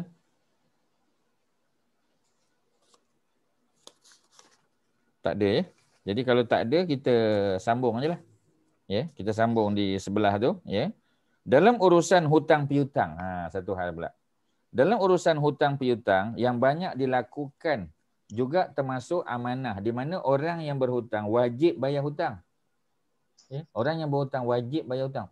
Payah tuan-tuan. Kadang-kadang hutang tu bukan banyak. Kadang-kadang hutang tu RM200, kadang RM50, ya. Sebab kadang kita tak bawa, macam kita pergi makan lah. Ya, bila pergi makan kadang kita tak ada duit kecil. Ya, tak ada duit kecil. Kawan tolong bayar. Dia kata tak apa, I bayar dulu lah. I tolong bayar. Kita pun tak tanya dia. Ya. Ya, kita kata you belanja ke? Dia pun tak kata dia belanja. Maknanya kita hutang dengan dia tuan-tuan. Ya. Kadang-kadang bukan banyak, RM10 je, RM15 je. Ya, macam kita ambil kuih lah kadang datang kelas, ya. Biasa orang perempuan biasalah kelas-kelas muslimat kan. Nanti adalah seorang bawa apa kita panggil, ya, bawa asam-asam ke apa ke, jeruk-jeruk kan, ya. Tak ada pula nampak hari ni orang makan jeruk tuan-tuan, ya. Selalu Datuk Osman makan jeruk ni, ya. Kat rumah tak adalah makan. Oh, kat rumah tak ada makan. Ya. Ya ke? Sebab tu tak ada muka tu. Makan aiskrim. Makan aiskrim Ustaz. Ya, tak apa, silakan, ya. Jadi maknanya nak bagi tahu, ya, apabila ada orang bawa datang, ya, apa ni salted egg punya apa macam-macam lah benda kan, makan kan. Kadang beli tu kita tak bawa duit kecil.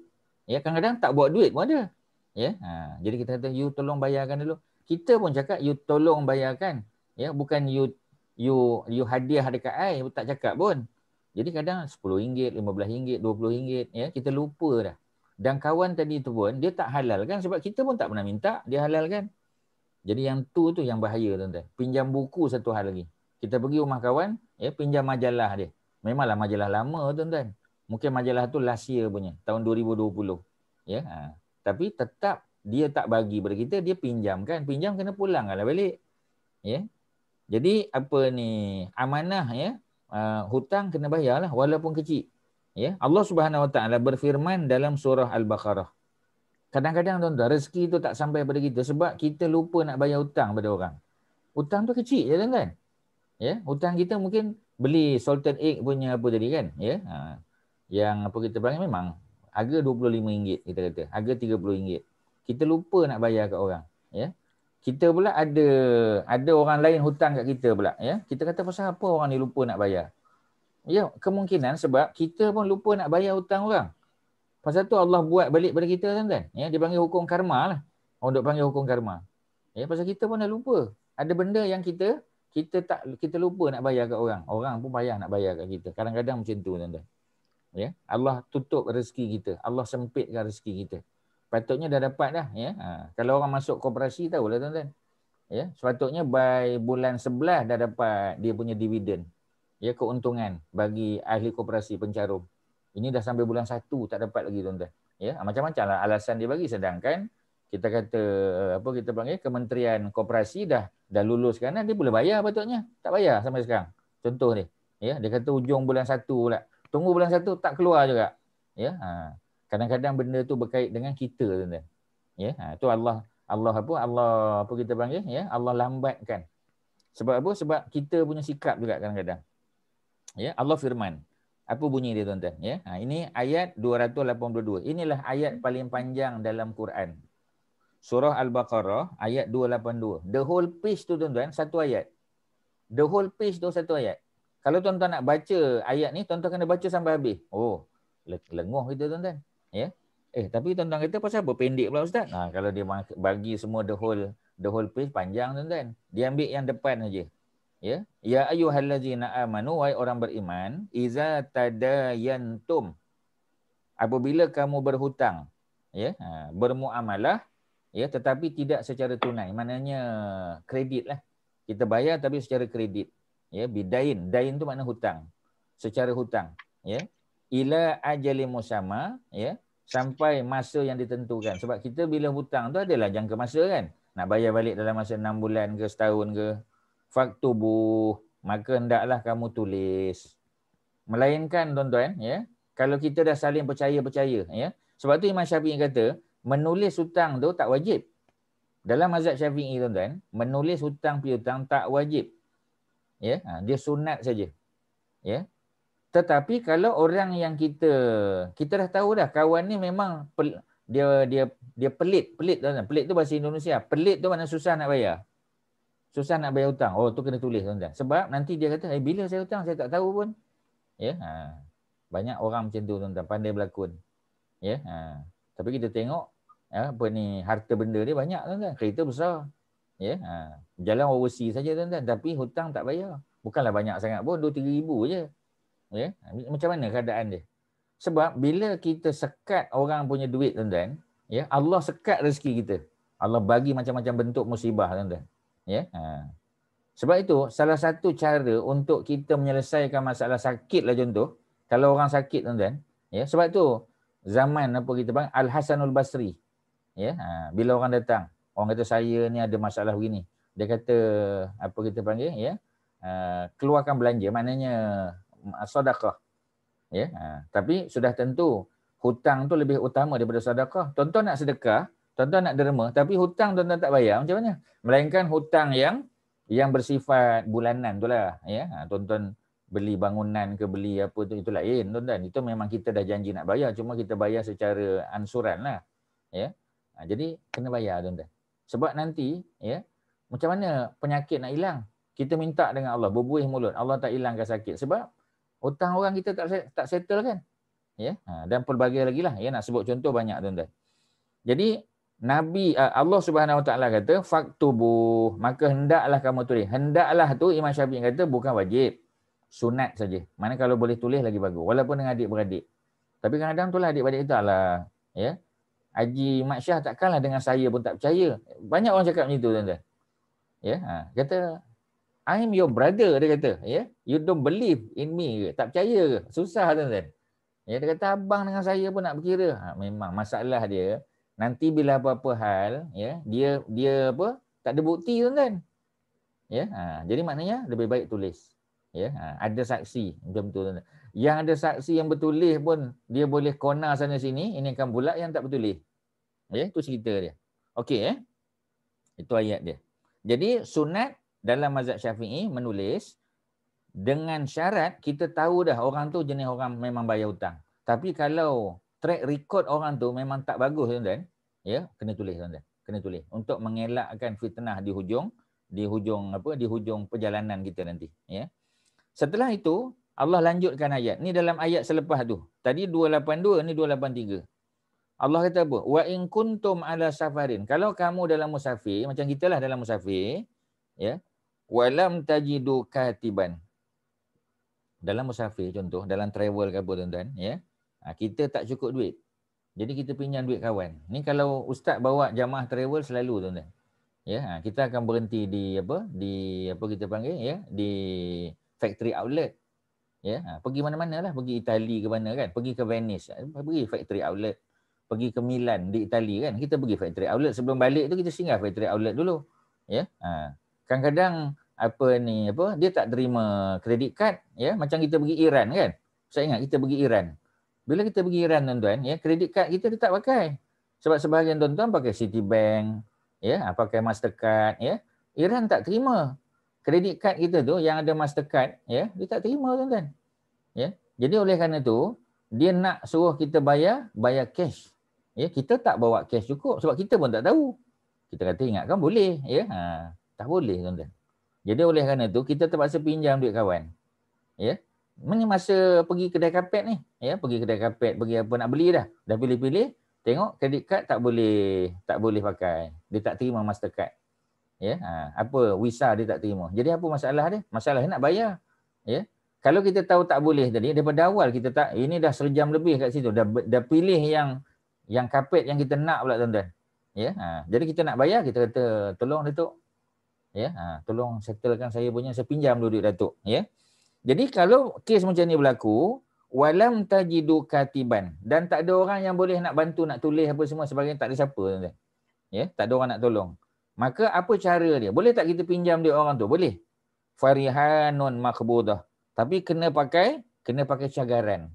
Ya, rihanun tu ialah ar-rahnu. Tuan-tuan biasa tengok dekat apa kita panggil macam apa ni, bank rakyat, dia ada ar-rahnu, bank rakyat. Ya, gadaian Islam. Ya, ini bukan pajak gadai Cina punya, bukan tuan-tuan.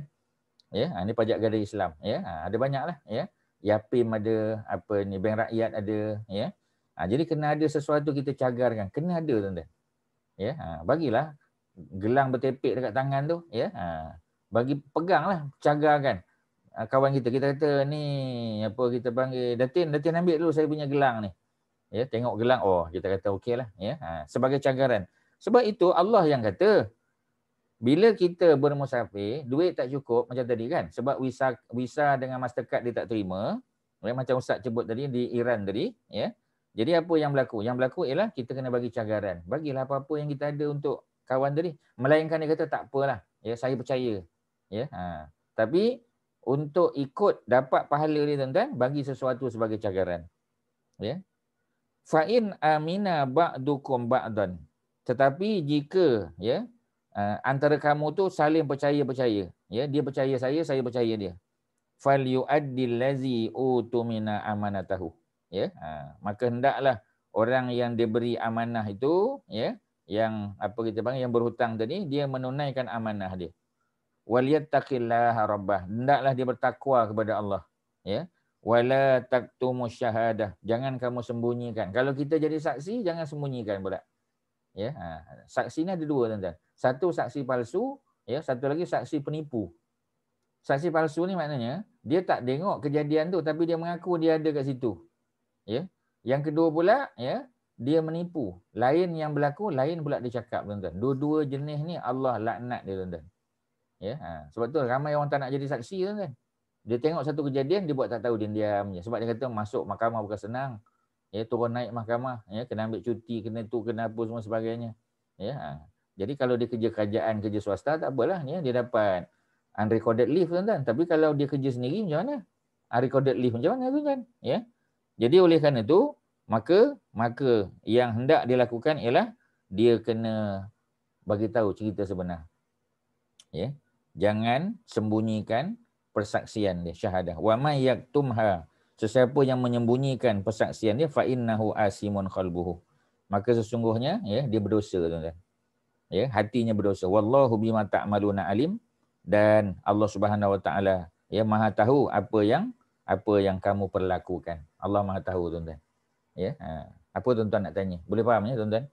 Ini cerita muamalah, ya, cerita apa kita panggil, ya, cerita jual beli yang kita panggil yang pertama tadi yang kita tulis. Sebab bimbang takut kalau ada apa-apa isu berbangkit nanti kita ada bukti, ada saksi kan.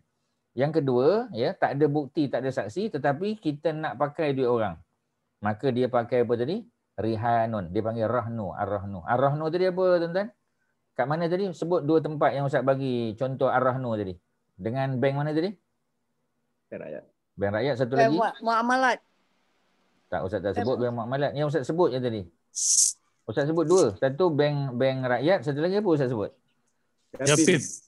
Yapim, Yayasan Pembangunan Ekonomi Islam Malaysia, Yapim. Ya, Yapim pun ada ar-rahnu juga. Ya, dan adalah bank-bank lain, ya. Tapi bank rakyat tu sangat popular lah dengan dia punya ni, ya. Jadi Ustaz bagi contoh tadi kan, ya. Contoh Ustaz tadi dekat negara mana tadi yang Visa dengan dia punya Mastercard tak terima tadi tuan-tuan? Iran. Di Iran. Iran. Ya, di Iran. Jadi dekat kedai kita beli apa tadi tu? Karpet. Beli karpet, ya. Jadi sebab dah pilih dah tuan-tuan, ya. Sebab karpet ni memang kalau pergi kena beli tuan-tuan.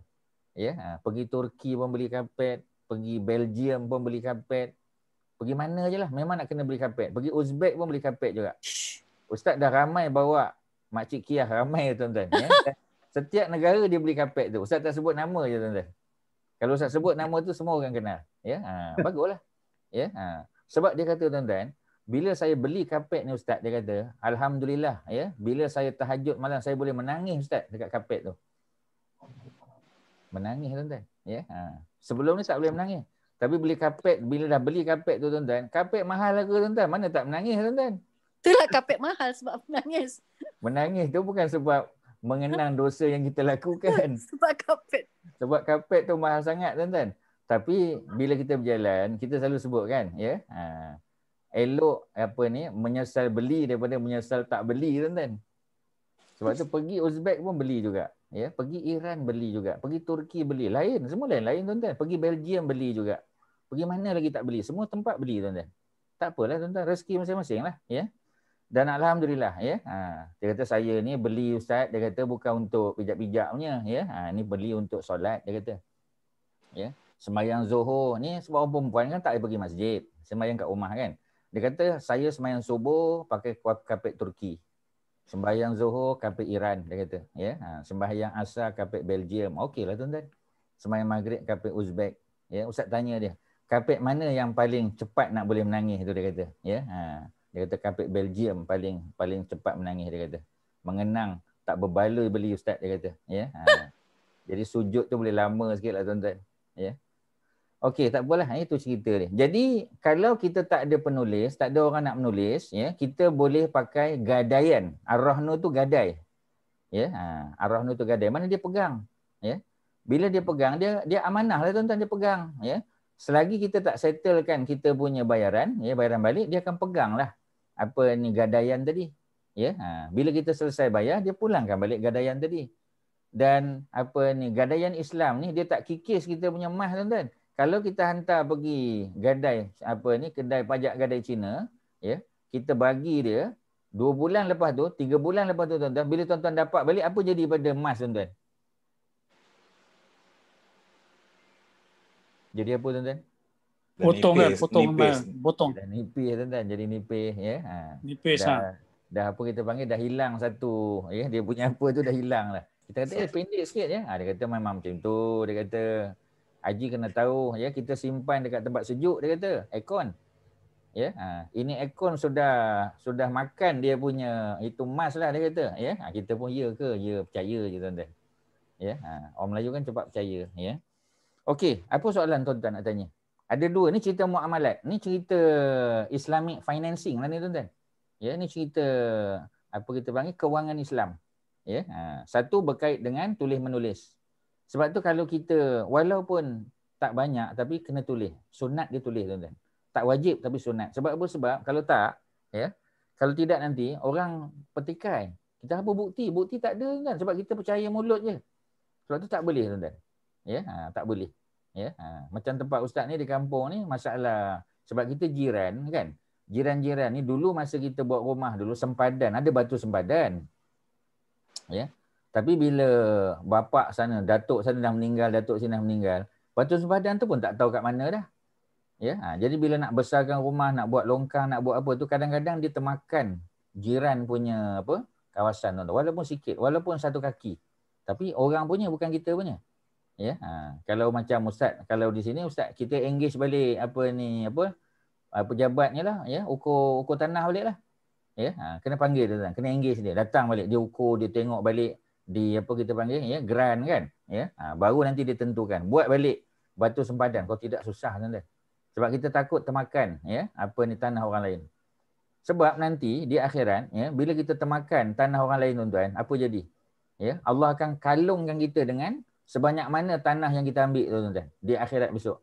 Ya, sampai apa kita panggil bengkok tengkuk kita. Ya, sebab digantung pada leher kita tuan-tuan. Pasal kita dah ambil tanah orang lain walaupun satu jengkal. Tak boleh tuan-tuan. Sebab tu, ya, kita engage lah, memanglah kena bayar lah sikit, of course lah tuan-tuan. Ya, tak apa, ya. Sebab benda-benda ni kadang-kadang orang malas nak panggil sebab bukan free. Ya, kena bayar juga 3-4 ribu pada ni. Ya, pada pejabat apa yang ukur tanah tadi, ya. Jadi dia orang datang, dia ukur balik, ya, dan dia betulkan, buat balik measurement dia tu. Dan dia tunjuk di mana, ya. Baru masa tu kita tahu rupanya dah termakan tanah jiran. Boleh jadi gaduh tuan-tuan. Ya, memang boleh jadi gaduh. Mungkin buat masa sekarang tak ada masalah sebab bapak dia masih hidup, bapak kita masih hidup. Akan datang bila bapak kita meninggal, bapak dia meninggal, sudah ada masalah. Okey lagi, cucu pula, oh tak boleh tuan-tuan. Ya, jadi benda-benda macam tu kena ambil kira. Dan hanya orang yang ada sifat amanah akan menyelesaikan masalah ni. Ya. Okey, menyampaikan amanah dengan benar dapat menyelamatkan seseorang daripada azab neraka. Memang tuan-tuan. Manusia ni tuan-tuan, kita tengok, ya, solat dia bagus. Minta maaf, Ustaz cakap saya umum saja. Manusia ni ramai orang memang jaga solat 5 waktu. Ya, dia travel ke, dia apa ke, alhamdulillah solat 5 waktu dia jaga. Ya, lagi orang suka kan tuan-tuan sebab bila kita travel, ya, kita boleh jamak dan qasar. Ada rukhsah dia, ya. Tetapi tuan-tuan, dalam bab muamalat ramai orang fail tuan-tuan. Ya, dalam bab solat dia jaga, dalam bab haji umrah dia jaga. Dalam bab apa kita panggil puasa dia jaga. Zakat dia jaga. Tetapi dalam bab muamalat yang lain ni dia tak jaga tuan-tuan. Ya. Jadi benda tu kena ambil perhatian. Walaupun, ya, sekadar pinjam 2-3 ribu tak ada masalah tuan-tuan. Dia bukan amount tu, dia masalah kejujuran tu. Ya, bukan tak boleh bayar, boleh bayar. Tapi pasal apa tak nak bayar tuan-tuan? Sebab kita tak rasa benda tu berat. Ya, kalau kita tinggal solat, kita rasa berat kan? Macam orang ambil, minta maaf, ya, Ustaz ambil contoh rasuah lah tuan-tuan. Ya, makan babi semua orang takut, semua orang tak nak makan. Walaupun ada sikit, ya, dia ludah, dia buang, dia kumur, dia apa, betul. Tapi kalau dia ambil rasuah, ya, kadang dah alah sikit je Ustaz, dia kata bukan apa sangat. Setakat buat tukar tayar aje dia kata. Ya, 4 biji tayar, lepas tu saya tambah sikit. Letak spoiler kat belakang, dia kata buat apa ni? Ya, buat itulah, ya, buat sunroof sikit, dia kata itu je, bukan apa sangat. Bukan buat makan pun, tak boleh tuan-tuan. Ya, sebab duit tu bukan duit kita. Ya, tu cerita dia. Dia kata saya tak beli untuk makanan. Ya, kalau macam tu susah tuan-tuan. Ya, kalau dia anggap benda tu sebab apa? Sebab tak nampak. Ya, kalau babi tu kan nampak, kalau arak tu kan nampak tuan-tuan. Ya, tu cerita dia. Jadi oleh kerana itu, sesiapa yang pegang amanah, sampaikan amanah, Allah jaga dia daripada azab neraka tuan-tuan. Ya, daripada azab neraka Allah jaga dia. Ya. Dalam Al-Quran surah Al-Ma'arij. Ya, Ma'arij ni kalau mufrad, kalau singular kita panggil Mi'raj. Ya, tuan-tuan duk sebut Isra' Mi'raj tu. Isra' perjalanan malam tuan-tuan. Tuan-tuan tahu kan? Isra' perjalanan pada waktu malam daripada Masjid Haram Mekah ke Masjid Aqsa di Palestin. Mi'raj apa makna dia tuan-tuan? Mi'raj apa makna dia? Apa Datuk? Ya. Mi'raj maknanya apa? Datuk Osman tadi dia tunjuk ke atas tadi. Ya. Yang tunjuk atas saya bukan Datuk Osman. Ni Osman naik ke langit Ustaz. Naik ke langit, tapi sebenarnya Mi'raj tu naik ke langit menggunakan apa? Apa dia punya means dia? Kita guna apa untuk naik ke langit tu? Nabi guna apa untuk naik ke langit? Burung borak. Borak. Kan? Borak dah kena ikat tuan-tuan. Oh ya. Borak dah kena ikat di Masjid Aqsa. Borak tak naik. Banyak orang salah tu. Ustaz-ustaz pun kadang sebut juga. Ya, dia kata Nabi Isra daripada Masjid Haram Mekah ke Masjid Aqsa dengan burak. Betul. Tetapi dia kena ingat, burak telah ditambat di luar masjid. Burak masuk masjid pun tak. Jibril. Yalah, Nabi naik dengan Jibril. Nabi naik apa? Naik ke langit 1, 2, 3, 4 tu naik apa tuan? Pakai apa Nabi naik? Bukan burak. Burak dah dekat bumi. Nabi naik pakai apa? Pakai apa Nabi naik Haji Nazri? Nabi naik pakai apa? Ya, Tan Sri Nizam, ya. Nabi naik pakai apa Tan Sri? Nabi naik tu pakai Mi'raj. Tuan-tuan kena tahu Mi'raj tu apa? Apa makna Mi'raj tuan-tuan? Memanglah perjalanan naik ke langit, betul. Tapi what do you mean by Mi'raj? Jamak dia, plural dia Ma'arish. Apa makna Mi'raj tuan-tuan? Agaklah. Kita bila nak naik kita pakai apa tuan-tuan? Tuan-tuan nak naik daripada tingkat 1 ke tingkat 2, tuan-tuan pakai apa? Naik lift Ustaz. Betul. Mi'raj naik bukan tangga. lift. Tangga Ustaz. Tangga. Mi'raj tu maknanya tangga. Ya, Ma'arish plural form dia. Nabi naik tangga tuan-tuan. Cuma tangga tu bagaimana? Itu tak diterangkan. Ya. Adakah pergerakannya laju? Kalau manusia pun boleh buat apa kita panggil? Ya, apa kita panggil? Kapal terbang Miraj. Ya, boleh buat Miraj, ya, boleh ada escalator, ada elevator, ada macam-macam kan? Ya. Tu Petronas punya building tu tanya Tan Sri Nizam lah, ya. Berapa minit daripada bawah tu? Berapa minit je tuan-tuan? Sampai ke tingkat atas, ya. Tak tahulah apa Tan Sri lah tahu, ya. Dia naik sampai ke atas tu. Ya, ustaz pernah juga naik tapi masa mula-mula, masa tu belum buka lagi, ya, sebab kenal dengan dia punya apa kita panggil, ya. Putrajaya Holding punya apa tu. Jadi dia ajak naik, ustaz naik lah tuan-tuan. Ya, masa tu lah masa mula-mula dulu, ya. Okey. Maknanya nak bagi tahu kalau manusia pun boleh buat, ya. Elevator yang macam tu tuan-tuan, escalator yang macam tu, ya. Allah Subhanahu Wa Taala lagi hebat lah. Ya. Sebab tu Mi'raj maknanya alat untuk naik. Apa dia tuan-tuan? Tangga. Ma'arish itu plural dia. Mi'rajun itu singular. Jamak dia Ma'arish. Tangga-tangga. Alat untuk naik. Ya, ladder tuan-tuan. Ya, tu cerita dia. Jadi dalam surah Al-Ma'arish, ya, surah Al-Ma'arish ayat 32, disebut bahawa antara orang yang selamat daripada siksa neraka ialah wallazina hum li amanatihim wa ahdihim ra'un. Ya. Apa tuan-tuan? Ya, orang-orang yang wallazina hum, mereka itu li amanatihim.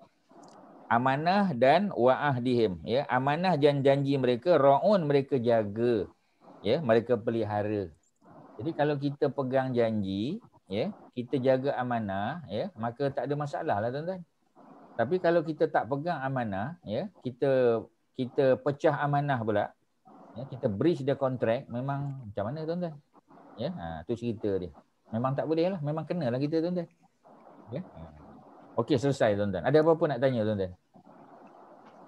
Tuan-tuan kurang bertanya. Ya, silakan. Tadi Ustaz ni sebut pasal hukum karma. Dalam Islam memang ada hukum karma Ustaz. Hukum karma tu istilah untuk tuan-tuan faham lah. Ya, nanti Ustaz guna bahasa Arab nanti tuan-tuan. Sebab hukum karma tu orang dah faham. Tapi memang betul, ya. Setiap kebaikan dibalas dengan kebaikan. Ya. Setiap kejahatan memang akan dibalas dengan kejahatan. Sama ada di dunia ataupun di akhirat. Contoh kita kata, orang yang durhaka pada mak ayah dia kan. Allah tunjuk dekat dunia lagi tuan-tuan. Ya. Jadi Ustaz ingat dulu ada Petronas punya iklan tuan-tuan. Ya, cerita seorang ayah yang dah mungkin kena stroke ke Parkinson, dia duduk dengan anak dia. Ya, jadi masa makan tu, ya, masa dia pegang cawan tu terlepas, pecah cawan tu. Sehingga suami perempuan tadi, itu dalam iklan ni tak tahu mungkin 5-6 tahun yang lalu, mungkin 10 tahun yang lalu kot. Ya. Jadi pecah cawan tu. Jadi suami dia tengah nak makan, tak selera makan tuan-tuan. Dia marah pada isteri dia sebab yang yang pak cik tadi yang tua tu ialah apa kita panggil, ya, bapa ni lah, ya, bapa mertua dia. Ya, kemudian dia asingkan. Nanti bila makan dia asingkan bapa dia duduk tempat lain dan jangan guna cawan dan pinggan kaca takut pecah. Ya. Jadi bila satu hari, ya, suami dengan isteri dia dalam iklan yang sama juga, ya, tengok anak dua orang anak dia lelaki perempuan tengah tempurung kelapa tu. Ya, dia buat macam bekas makanan dan minuman jugalah. Ya. Jadi bapak dia tanya, ya, dia kata adik buat apa tu? Kakak buat apa tu? Abang buat apa tu? Ya, dia kata ni buat apa? Nanti kalau ayah dengan mak dah tua nanti, ya, macam datuk, macam ayah dan datuk buat pada ayah dan mak buat pada datuk, macam itulah kami akan buat pada ayah. Ya. Tu iklan tu Ustaz tak ingat tahun bila lah, ya. Kalau kita cari di YouTube mungkin ada. Ya, tapi cerita nak bagi tahu bahawasanya Allah dekat dunia lagi Allah dah tunjuk tuan-tuan sebagai pengajaran. Ya. Jadi kalau kita nak sebut hukum karma seperti mana orang lain faham mungkin tak tepat lah kan. Tapi secara umum itulah cerita dia. Ya. Sebab Allah akan balas tuan-tuan. Kebaikan Allah akan balas dengan kebaikan. Kejahatan Allah akan balas dengan kejahatan. Di akhirat pasti. Tapi banyak ya benda yang di dunia lagi Allah dah tunjuk. Banyak cerita tuan-tuan. Ya, cerita-cerita filem apa kita panggil, ya, cerita Si Tanggang, cerita Anakku Sazali, ya, cerita-cerita Malin Kundang, ni semua cerita-cerita yang macam tu lah, ya. Kat Malaysia ni cerita Tanah Kubur tu paling nampak lah. Dia buat jahat pada mak dia, bapak dia, pada tetangga dia, jiran dia, nanti Allah balas dengan balasan yang setimpal. Itu kalau Ustaz boleh respon. Lain tuan-tuan ada apa? Silakan. Cap, ada apa Cap? Ada, very interesting. Bagus. Ya. Ada lain silakan tuan-tuan. Assalamualaikum Ustaz. Waalaikumsalam warahmatullahi. Mazidah sini ya. Ya Kak Mazidah. Bercerita pasal hutang. Hutang. Kalau seseorang menjadi penjamin dan orang yang berhutang tidak membayar, macam manakah jatuh hukum yang si penjamin Ustaz? Adakah dia juga terheret dengan hukum tidak membayar hutang tu Ustaz? Macam mana Ustaz ya? Tapi memang betul lah ya. Secara dari segi hukum dunia memang dia akan dipertanggungjawabkan lah. Ya, sebab tu tak ramai orang nak jadi penjamin kan. Sebab penjamin tu akan bertanggungjawab untuk membayar hutang ya si peminjam tadi. Memang itu memang hukum di dunia kena macam tu. Tapi katalah ya, katalah dia tak bayar kata. Ya. Sebab dia kata saya hanya penjamin. Ya, tapi macam tadilah ya, penjamin dia kena tahu hak-hak dia tuan-tuan. Masa dia nak menjamin tu, ya, dia kan dah tahu hak-hak dia. Kalau orang ni tak boleh bayar, biasanya penjamin ni pinjaman apa? Kalau pinjaman pelajaran tu banyak tuan-tuan, ya. Ustaz tengok ada kes dia jamin anak saudara dia. Ya, jadi anak abang dia ataupun anak kakak dia dapat belajar overseas, ya. Kemudian ada apa kita panggil, ada perjanjian lah ya dengan MARA ke dengan JPA. Kemudian nak pakai penjamin ya. Nak pakai penjamin pula nak kena orang yang somebody lah, pegang jawatan dalam kerajaan atau swasta kan. So oleh kerana tak ada siapa ya, jadi mak bapak dia tadi minta tolonglah kita jadi penjamin. Kita pun berat. Tapi sebab dah tak ada apa ya. Dan dia nak kena hantar balik surat perjanjian tu secepat mungkin. Nak minta aiskrim minta hantar. Nak minta aiskrim boleh ya. Dengar. Apa ni? Jadi macam mana ya? Memang susah. Sorry tak mute, sorry. Jadi apabila budak tadi ya, katalah let's say budak tu okey tapi katalah ya pelajaran dia tak berjaya contoh. Ya, dia kena ditarik balik beasiswa ke apa tapi dia kena bayar balik. Mungkin tak bayar semua, bayar separuh. Jadi masalahnya mak ayahnya tak boleh bayar. Tapi JPA tuntut, MARA tuntut. Yang kena bayar kita lah. Ya, kan nampak macam satu kezaliman lah kan? Ya, ya. Tapi itulah susah tuan-tuan ya. Dalam Islam macam mana? Kalau kita ada kemampuan memang kita kena bayar lah. Tak ada pilihan lah tuan-tuan. Ya, sebab kita dah jamin orang. Dan masalah dia, kita punya masalah tu dia berlarutan kepada benda-benda lain lah. Nak pergi overseas dekat apa kita immigration pun dah kena dah tuan-tuan. Ya, jadi memang susah. Ustaz faham ya, memang payah. Tapi itulah undang-undang yang dibuat dalam dunia ni ya, yang kadang-kadang tidak mengambil kira apa ni alternatif ya, apa yang berlaku kepada si penjamin macam mana. Tak tahulah kalau orang lain ada pandangan, Ustaz tak tahulah ya. Ada tak kes-kes macam tu? Macam mana jalan penyelesaian dia? Kalau Kak Mazidah sendiri macam mana? Iyalah, saya bank keep chasing me but I am to pay kan. Jadi saya risau kalau saya meninggal, Ustaz, adakah saya terheret dengan CP hutang ni punya masalah tu? Adakah sepatutnya saya tidaklah kan? Pasal bukan kita yang buat hutang, kita jamin aja kan. Dan kita pun tak ambil manfaat daripada hutang tu. Ya. Sebab kita tak dapat apa-apa, kita hanya menjamin. Ya, yang tak bayar orang tu, dia buat tak tahu je. Ya, kita yang kena bayar. Dan sedangkan ya, no apa kita panggil ya, no apa? No gain no pain, no pain no gain kan. Kita tak dapat, kita tak gain apa-apa pun. Kita tak ada dapat apa-apa benefit pun daripada pinjaman tadi. Tiba-tiba bila nak bayar, kita kena bayar. Memang dari segi hukum dunia hukum akhiratnya macam tak adil lah. Tapi hukum dunia memang kena lah kita. Susah juga, memang susah. Jadi, sebab tu kita doa je lah dia manage to pay je. Itu sajalah. Saja saya terfikirlah jika berlaku di other way lah. InsyaAllah. Doa je. Sebab tu pinjaman biasanya dia perlukan apa-apa cagaran kan. Patutnya lah kalau ikut pada ayat 283 kena ada cagaran lah. Walaupun di sini disebut ketika musafir. Ini nak bagi contoh. Kalau dalam musafir, ya, sebab dalam musafir ni lagi kita perlukan bantuan. Sebab kita tak ada, sebab kita hanya bawa kita punya credit card. Kita punya apa kita panggil, ya. Kita punya debit card. Debit card mungkin tak ada masalah lah kalau debit card dengan bank-bank kita kan. Tapi kalau credit card dengan Visa dan Mastercard memang tak boleh lepas lah. Banyak negara tak boleh lepas. Especially Iran tadi lah macam Ustaz sebut tadi. Ustaz tak pasti negara mana ya, yang negara lain. Tapi Iran tu pasti.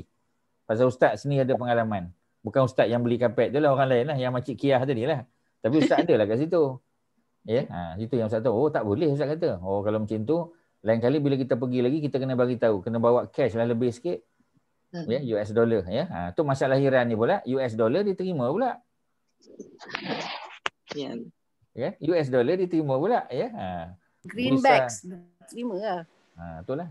Sebab itulah ya. Tu Ustaz kata tadi. Jadi maknanya kena bawa cash lebih lah. Dan siapa nak bawa cash banyak-banyak tu kan? Ya. Jadi itulah cerita dia. Okey, ada lain silakan. Ustaz, soalan kedua tak ada berkaitan dengan pelajaran. Luar daripada pelajaran kita. Ya. Okey, soalan ni memang dah lama saya nak tanya Ustaz. Membuatkan saya risau sebab amalan ni adalah amalan yang lama dan ianya adalah amalan yang sebahagian daripada doa-doa harian saya. Dah tanya pandangan of you Ustaz. Katalah 6 orang, 3 kata okey, 3 kata tidak. Soalannya adalah apakah pandangan Ustaz? Ustaz ni seolah-olah akan menjadi saya punya apa keputusan lah to leave it as, I mean tidak akan menyambung doa itu lagi ataupun teruskan. Soalannya adalah selawat tafrijiyah. Apakah pandangan Ustaz? Yalah, selawat tafrijiyah tu dia selawat kan, tapi dia bukan daripada Nabi atau para sahabat lah. Itu para ulama yang buat. Ya, dan tujuan dia baik sebenarnya. Ya, tujuan dia baik. Cuma macam tadilah. Kalau kita tengok dalam hadis, ya, bila apa kita panggil, bila sahabat tanya pada Nabi, selawat yang terbaik tu macam mana? Nabi kata selawat yang terbaik macam yang aku ajar. Nabi kata, Allahumma salli ala Muhammad ataupun Allahumma salli ala Sayyidina Muhammad. Nak tambah wa ala ali Muhammad. Ya, wa ala ashabihi boleh tambahlah kan. Tetapi maknanya secara umum ya, selawat yang terbaik adalah selawat yang macam Nabi ajar. Memang selawat tafrijiyah tu ya, ataupun selawat nariyah, selawat macam-macam ada. Ya, yang itu memang para ulama buat, memang tujuan dia baik. Ya, tujuan dia baik. Tapi macam tadilah, kalau ustaz secara peribadi dulu baca juga selawat tafrijiyah ni. Ya, apa bunyi dia selawat tafrijiyah ni Kak Mazidah? Cuba bagi. Allahumma shalli salatan kamilatan wa sallim salaman tammah ala sayyidina Muhammad alladhi tanhalu bil uqad wa tanfariju bil qurab wa tuqda bil hawaij wa tunalu bil raghab wa tunhawat min yusma. Jadi ustaz pernah tinggalkan dia. Ustaz secara peribadi ustaz tak baca dah. Ya. Pasal bila dengar hadis tadi Nabi ajar, Nabi kata selawat yang terbaik macam yang Nabi, macam yang aku ajar, macam yang aku baca. Ya, macam kita baca dalam tasyahud akhir kan. Tasyahud akhir itu yang terbaik macam mana? Macam Nabi ajar itulah. Pasal Nabi baca tu ketika the best itulah ya, sebab Nabi baca tu ketika Nabi bertemu dengan Allah pada malam Mi'raj. Ya, sebab tu Allah sebut Allahumma apa ni apa? At-tahiyatul mubarakatuh salawatut thayyibatul lillah kan.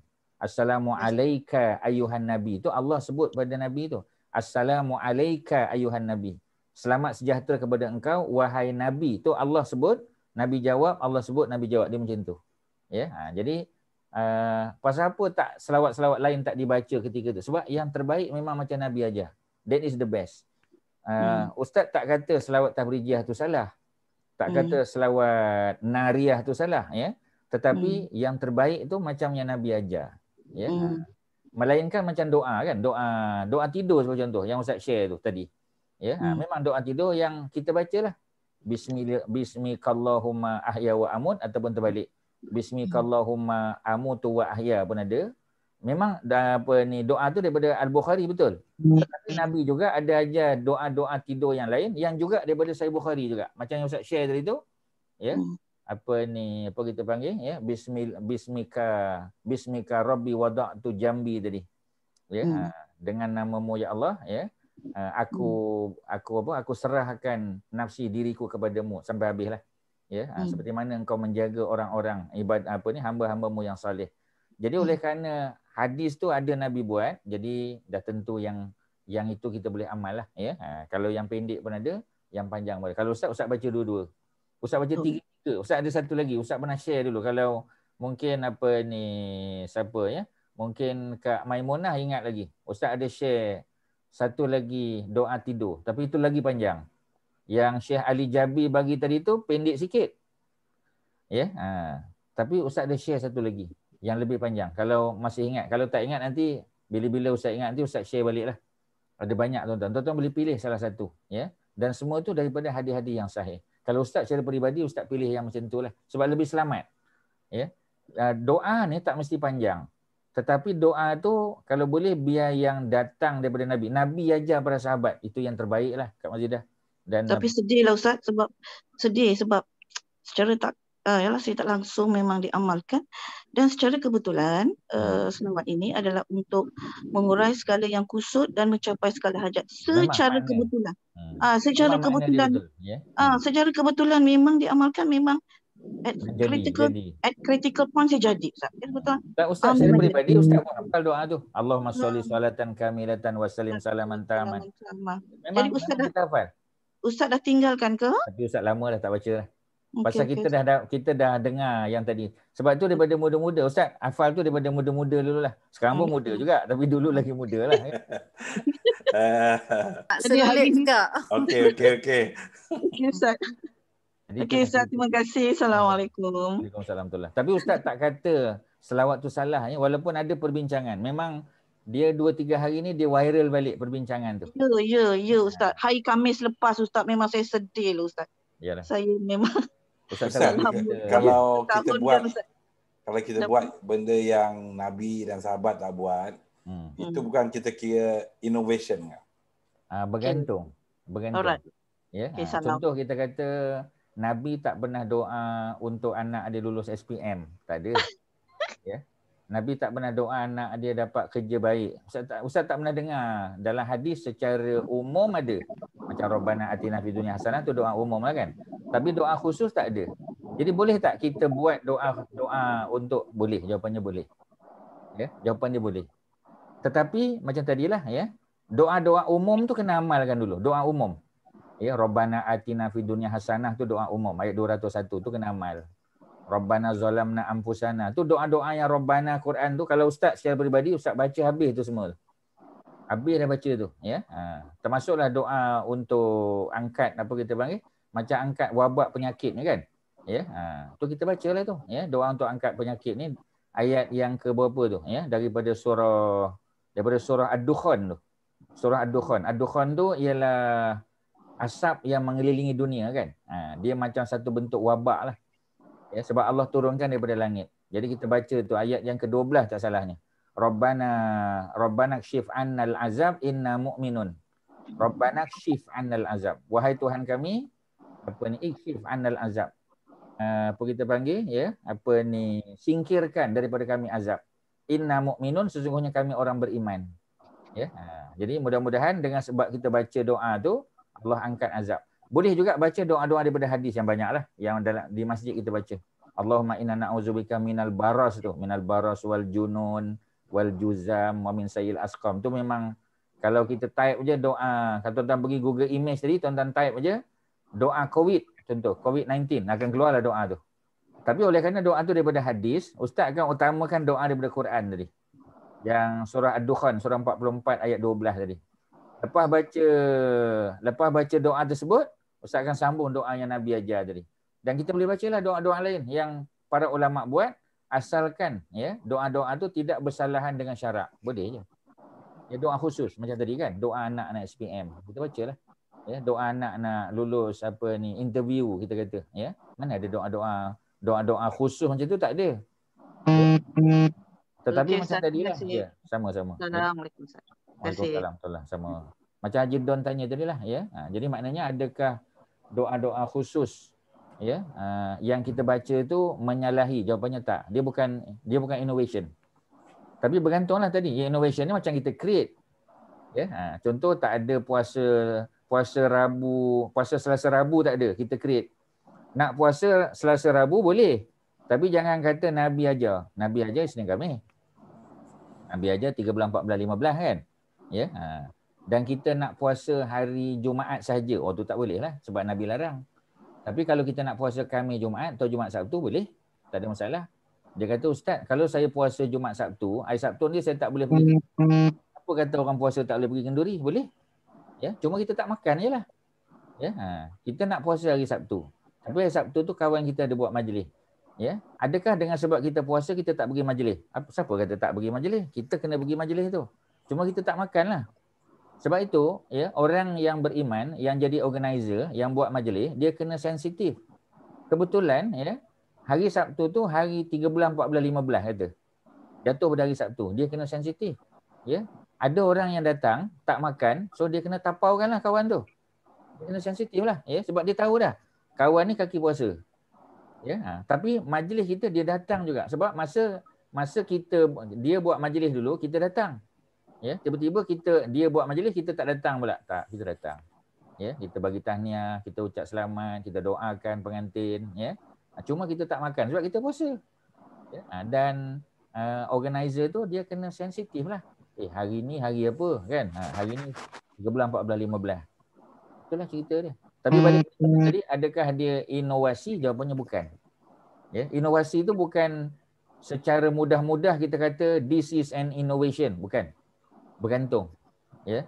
So itulah cerita dia. Ya. Siapa nak tanya? Kak Masyitah nak tanya ke? Okey Ustaz, saya nak tanya. Ya, silakan. Pasal doa tadi ni. Yang mana? Selalu doa, Ustaz katalah kalau kita nak doa, selalunya kita berdoa ni mesti lebih rapat lagi dengan Allah masa kita sujud kan Ustaz? Betul. Tetapi pula Ustaz ada cakap dalam kelas kuliah pagi Ustaz hari tu, kita tak boleh doa dengan ayat-ayat Quran kan? Sebab ada larangan daripada Nabi. Itulah, jadi bila yang paling terbaik kita nak doa? Kalau doa bahasa Melayu tak ada masalah. Boleh doa masa sujud. Jangan lafaz saja. Oh, doa tak boleh lah masa waktu solat tu tak boleh lah maksudnya kan. Kalau ustaz pegang pada pandangan masa sujud tak boleh baca bahasa Melayu. Tak boleh lafaz. Ya Allah, ampunilah dosa aku. Masa sujud kita lafaz. Tak boleh lah. Tapi dalam hati boleh. Ya. Tapi nanti malaikat tak tulis pula kita punya pahala Ustaz. Sebab dia tu kena baca. Pula, malaikat pula tak terima. Right. You are absolutely right. Tak tulis, Ustaz tak catat. Betul tak? Dan Ustaz dah ada jawapan untuk soalan Kak Masyitah tu. Jawapan dia ialah kena baca dalam bahasa Arab. Bacalah doa yang Nabi ajar. Ya muqallibal qulub, sabbit qulubana ala dinik wa ala ta'al. Berlambak doa tu. Ya, sebab tu Ustaz sebut dalam tu, sebab Kak Mazidah yang tanya soalan tu. Ya, Kak Mazidah pun ada kan dalam kelas pagi. Ya jadi Ustaz. Ustaz cadangkan kepada Kak Mazidah, ya, rujuk pada kitab apa Kak Mazidah? Yang mana yang masa sujud tu doa yang banyak-banyak. Ustaz suruh tengok kat kitab Al-Azkar. Betul, dalam Azkar tu Imam Nawawi banyak macam-macam doa kat situ. Ya. Yang ayat Quran Rabbana atina, Rabbana zalamna, Rabbana hablana tu masa bila? Sama ada kita baca sebagai surah ataupun kita baca selepas fil alamina innaka hamidun majid. Bacalah banyak mana pun. Ya, fil alamina innaka hamidun majid itu memang Nabi sebut. Mintalah. Ya, mintalah.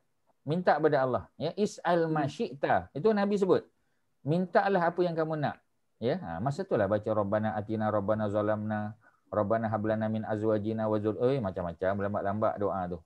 Kalau Ustaz personally, semua doa Rabbana tu Ustaz baca. Ya, kalau solat sunat lah. Tapi kalau Ustaz, kalau kita faham bahasa Arab, dia maksud dia, kita baca lah Arab. Macam saya cakap Melayu je. Dalam hati boleh, lah. tapi dalam hati lah. Cuma macam tadi lah. Jadi saya tahu apa yang saya nak, jadi saya cakap Melayu lah. Okey, ya. Cuma malaikat tak catat lah sebab dia tak dengar. Tak, dalam masa sujud tu Ustaz. Betul, ya. Tapi still malaikat tak dengar lah apa kita cakap. Tapi Allah dengar. Sebab yang maha dengar adalah Allah kan? Betul. Kita bincang awal tadi. Betul. Ya? Yang Kak Misdah cakap tu betul memang sungguh. Kelemahan kelemahan doa bahasa Melayu ialah kita tak boleh lafaz dalam solat tu je. Betul. Ya, tetapi kita boleh lafaz panjang bila kita di luar solat. Tak apalah. Ya. Tadi apa Kak Masita? Satu lagi? Ya, Ustaz lagi satu Ustaz ada cakap kalau solat ba'diyah tu kita tak payah nak baca surah Ustaz je. Ba'diyah tak ada baca surah. Dia hanya qabliyah saja yang baca surah. Yalah ya Allah, saya selama ni saya baca lah Ustaz, tak tahulah pula. Saya rasa Ustaz kata kita tak baca surah kalau ba'diyah masa zuhur. Bukan zuhur saja, semua ba'diyah tak baca surah. Okey. Ba'diyah isyak tak baca surah, ba'diyah maghrib tak baca surah, ya. Kemudian ba'diyah zuhur lah, Ustaz. Tak apalah, kena ubah. Kena biasakan yang betul, ya, kena betulkan yang biasa. Ya. Itu Fadilah Kamsah cakap. Ustaz pinjam kata-kata dia. Ya, kena betulkan yang apa kita panggil, ya. Kena biasakan yang betul. Dan betulkan. Ustaz, kenapa tak payah baca surah Ustaz? Pasal Nabi tak ajar. Oh, I see. Yang Nabi ajar. Banyak orang tak tahu ya Ustaz. Betul, memang. Sebab ramai orang tak tahu. Yang baca hanya qabliyah kan, subuh dengan zuhur. Zuhur dan subuh. Tak Ustaz, kalau baca dia 4 rakaat, the first 2 rakaat baca surah boleh ke? Tak boleh. Taklah. 4 baca. 4 rakaat baca. Baca surah. Pasal asalnya qabliyah. Ba'diyah tak payah. Ba'diyah tak payah. Tak payah. 2 rakaat pertama tak payah, 2 rakaat kedua pun tak payah juga. Okey, kalau kita buat 2-2? Sama, 2 pun tak baca, 4 sekali pun tak baca juga. Ini untuk ba'diyah ya. Ba'diyah tu makna selepas ya, jangan tertukar. Yalah, tapi Ustaz did say last time, you baca doa-doa. Doa tu qabliyah. Itu zawal. Itu zawal. Zawal tu qabliyah lah. Ustaz ulang sekali lagi. Solat sunat zawal tu sebenarnya adalah solat qabliyah zuhur. Cuma sebab apa dia panggil zawal? Pasal kita solat immediately after azan. Yes. Sebab azan tu, sebab apa azan tu dikumandangkan? Sebab zawal. Zawal tu makna gelincir matahari. Sebaik saja gelincir matahari, kita tak boleh sembahyang lagi sebab kita kena jawab azan. Yes. Immediately after jawab azan, barulah kita buat solat sunat zawal tu. Dan solat sunat zawal sebenarnya adalah solat sunat qabliyah zuhur. Yang 4 rakaat tu. Pasal apa dia panggil zawal? Pasal kita buat immediately after zawal. Kalau kita buat qabliyah zuhur, kita buat tu pukul 3, pukul 4. Boleh tak? Selagi belum masuk waktu asar boleh buat. Tapi dia tak panggil lah zawal. Dia hanya panggil qabliyah zuhur aja. Pasal zawal mesti buat selepas daripada azan. Mana selepas daripada gelincir matahari. Gelincir matahari zuhur kan? Dan selepas zuhur masuk, kena azan dulu. Mana boleh semayang dulu, kena azan. Azan. Nanti orang kata, oh kalau saya duduk seorang-seorang, lelaki walaupun dia duduk seorang, ada hadis dalam Sahih Bukhari. Seorang lelaki dia pengembala kambing. Ya. Jadi dia pun tanya. Dia kata kalau saya seorang-seorang dekat tengah-tengah apa kita panggil padang ragut tu sebab dia jaga kambing dan dia seorang-seorang. Nabi kata walaupun kamu berada bersendirian, azan tetap dikumandangkan juga. Mana dia kena azan? Tapi tak payahlah azan apa kita panggil ya, apa ni. Tapi dia azan dan dia solat seorang-seorang. Nak buat macam mana? Memang orang yang gembala kambing tu dia kena pergi jauh, dia kena pergi padang ragut dan tak ada orang lain kat situ. Kalau ada orang lain dia kena berjamaah. Tetap azan juga. Ya, maknanya bila masuk waktu kena azan. Jadi bila azan, dia tak bolehlah buat solat qabliyah zuhur lagi kan? Kena habiskanlah azan dulu. Tapi habis je azan, dia jawab azan, terus dia buat apa dia? Solat sunat zawal yang juga merupakan ba'diyah zuhur, qabliyah zuhur. Qabliyah zuhur. Dia sembahyang yang sama. Cuma sebab apa orang panggil zawal? Pasal dia memang immediately after zawal. Kalau kita lewatkan qabliyah zuhur, kita boleh lewatkan qabliyah zuhur kalau ada urusan. Ya, tetapi dia tak boleh panggil zawal lagi dan dia bukan waktu mustajab dah. Mustajab tu hanya ketika mula-mula tu. Azan, oh tu memang ya, sebab tu kita kena pay attention lah. Masuk je waktu Zuhur, azan kita jawab. Lepas pada azan kita kita jawab azan. Sebaik saja habis jawab azan, apa kita buat? Kita solat qabla dulu. Selagi imam kalau kita di masjid, selagi Bilal tak iqamat, terus doa. Pasal waktu tu waktu Allah buka pintu langit. Doa dululah. Doa lah ya, selagi belum kalau macam orang lelaki pergi masjid sebab belum iqamat ya. Belum iqamat, kita berdoa angkat tangan. Jangan borak dengan orang lain. Nak borak lepas Zuhur nanti. Pasal sayang waktu tu waktu Allah buka pintu langit, tuan-tuan. Ya, apa Haji Don? Ini kalau macam sekarang ni kita tak boleh pergi masjid, tapi kita dengar azan daripada rumah kita. Jadi perlu ke kita azan juga kat rumah? Tak perlulah. Okey. Kalau kita dengar azan kat TV? Dengar azan TV ni ada perbincangan. Ya, perlu jawab atau tidak. Sebahagian kata tak perlu sebab dia recording. Yang kita kena jawab tu ya ialah yang live. Ya. Tapi macam tadilah, sebab zaman Nabi mana pernah ada recording kan? Sebab tak ada. Mana ada recording, semua live. Jadi dah tentu tak ada hukum. Sebab tu sebahagian para ulama kata hukum dia tetap jawab juga. Pasal dia tetap lafaz yang mengagungkan Allah. Betul tak tuan-tuan? Takkan Allahu Akbar. Allahu Akbar, Allahu Akbar, itu dia buat tak tahu. Kita kata alah ni recording, ni bukan, lafaznya sama tuan-tuan. Allah Maha Besar, Allah Maha Besar. Kita jawab. Sebab dalam hadis Nabi kata, ya, kamu jawab seperti mana yang dibaca oleh muazzin. Asyhadu an la ilaha illallah, kita pun asyhadu an la ilaha illallah. Walaupun dia recording. Kalau ustaz lebih cenderung untuk yang macam tu. Pasal dia tetap lafaz memuji Allah Subhanahu Wa Taala dan selawat atas Nabi. Terima kasih Ustaz. Ya, sama. Ya Ustaz. Ada for those of us yang tak pergi masjid tu, then that's why I ask last time kan, kalau kita dengar from the phone, kita boleh jawab kan azan subuh semua. Dan mudah-mudahan dapat pahala juga sebab Nabi suruh kan. Nabi tak kata daripada recording ke apa, dan of course recording tak ada zaman Nabi. Ini kan benda baru. Benda baru yang dicipta oleh manusia kan. Tapi salah tak? Jawapannya tak salah. Kalau macam sekarang kan, walaupun masjid tutup tapi sembahyang 5 waktu masih berjalan. Cuma yang datang 5 orang je lah. Ya, yang datang 5 orang. Macam ayah Ustaz Haji Ahmad, dia salah seorang Bilal kat masjid ni, tapi sebab ada 3 Bilal. Jadi dia gilir-gilir lah.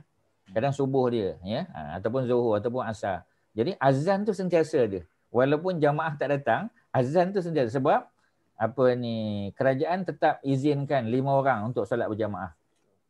Ya, tetap azan. Jadi kita jawab jugalah, ada live boleh. Tapi kalau kita duduk dalam kereta kan, yang kita dengar daripada recording, jawab. Kalau ustaz personally, ustaz akan jawab. Pasal dia tetap lafaz memuji Allah Subhanahu Wa Taala. Okey, Ustaz. Terima kasih Ustaz. Ya, sama. Lagi satu Ustaz, apalah kan, pemahaman saya. Ba'diyah kita tak payah baca surah. Tak payah. Okey. Kalau masa solat sunat, doa iftitah tu memang sunat lah kan. Kalau kita tak baca boleh tak? Boleh, tapi sayanglah. Sebab Abdullah ibnu Umar, ada hadis dalam Riyadhus Shalihin Imam Nawawi. Abdullah ibnu Umar, ya, dia kata aku baca walaupun dalam solat sunat. Baca yang ringkas saja. Apa yang dibaca oleh Abdullah ibnu Umar? Allahu akbar kabira walhamdulillahi katsira wa subhanallahi bukratan wa asila. Cukup. Pendek aja. Lepas tu baru baca Fatihah. Ya, memang Nabi tak buat, tetapi Abdullah ibnu Umar buat. Dan Abdullah ibnu Umar tu sahabat Nabi, sahabat besar.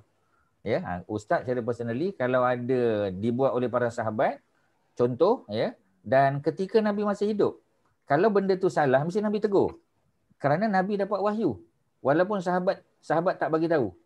Ya, Nabi tahu. Kerana Nabi dapat maklumat daripada malaikat. Dan kalau benda yang dibuat oleh sahabat tu salah, Nabi akan tegur.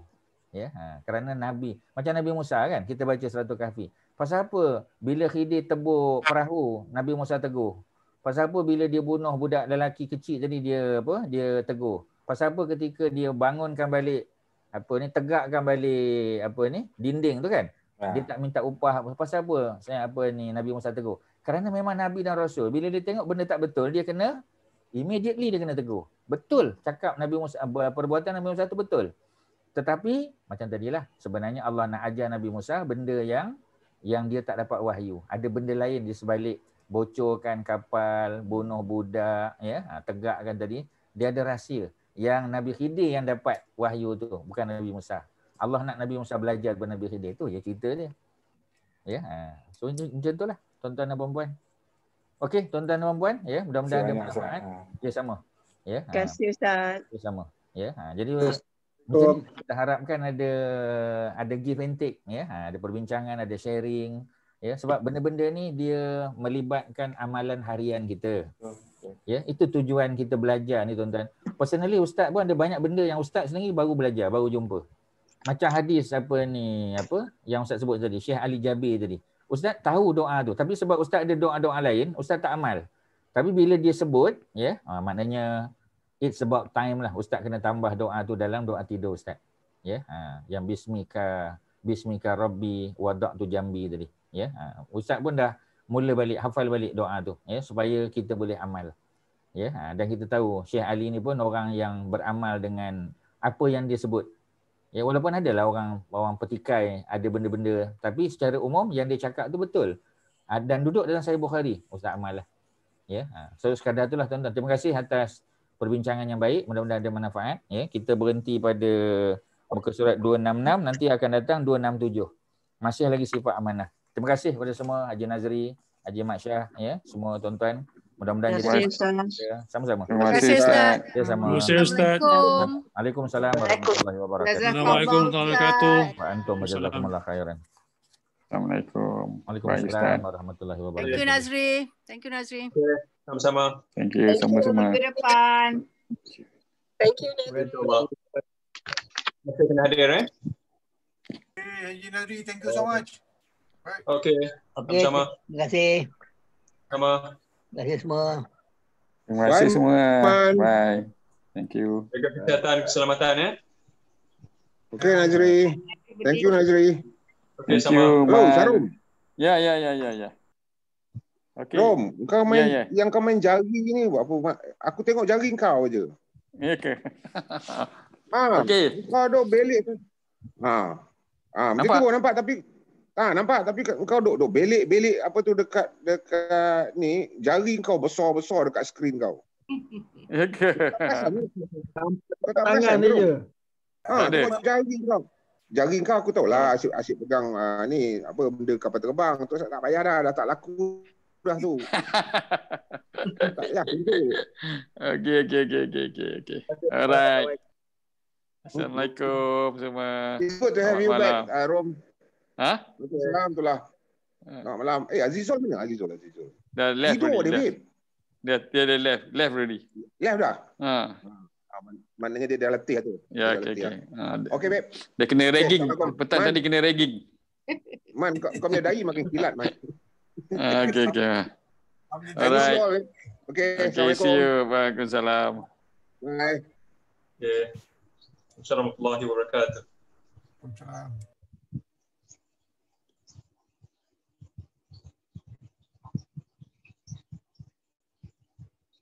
Terima kasih atas kehadiran semua. Assalamualaikum warahmatullahi wabarakatuh.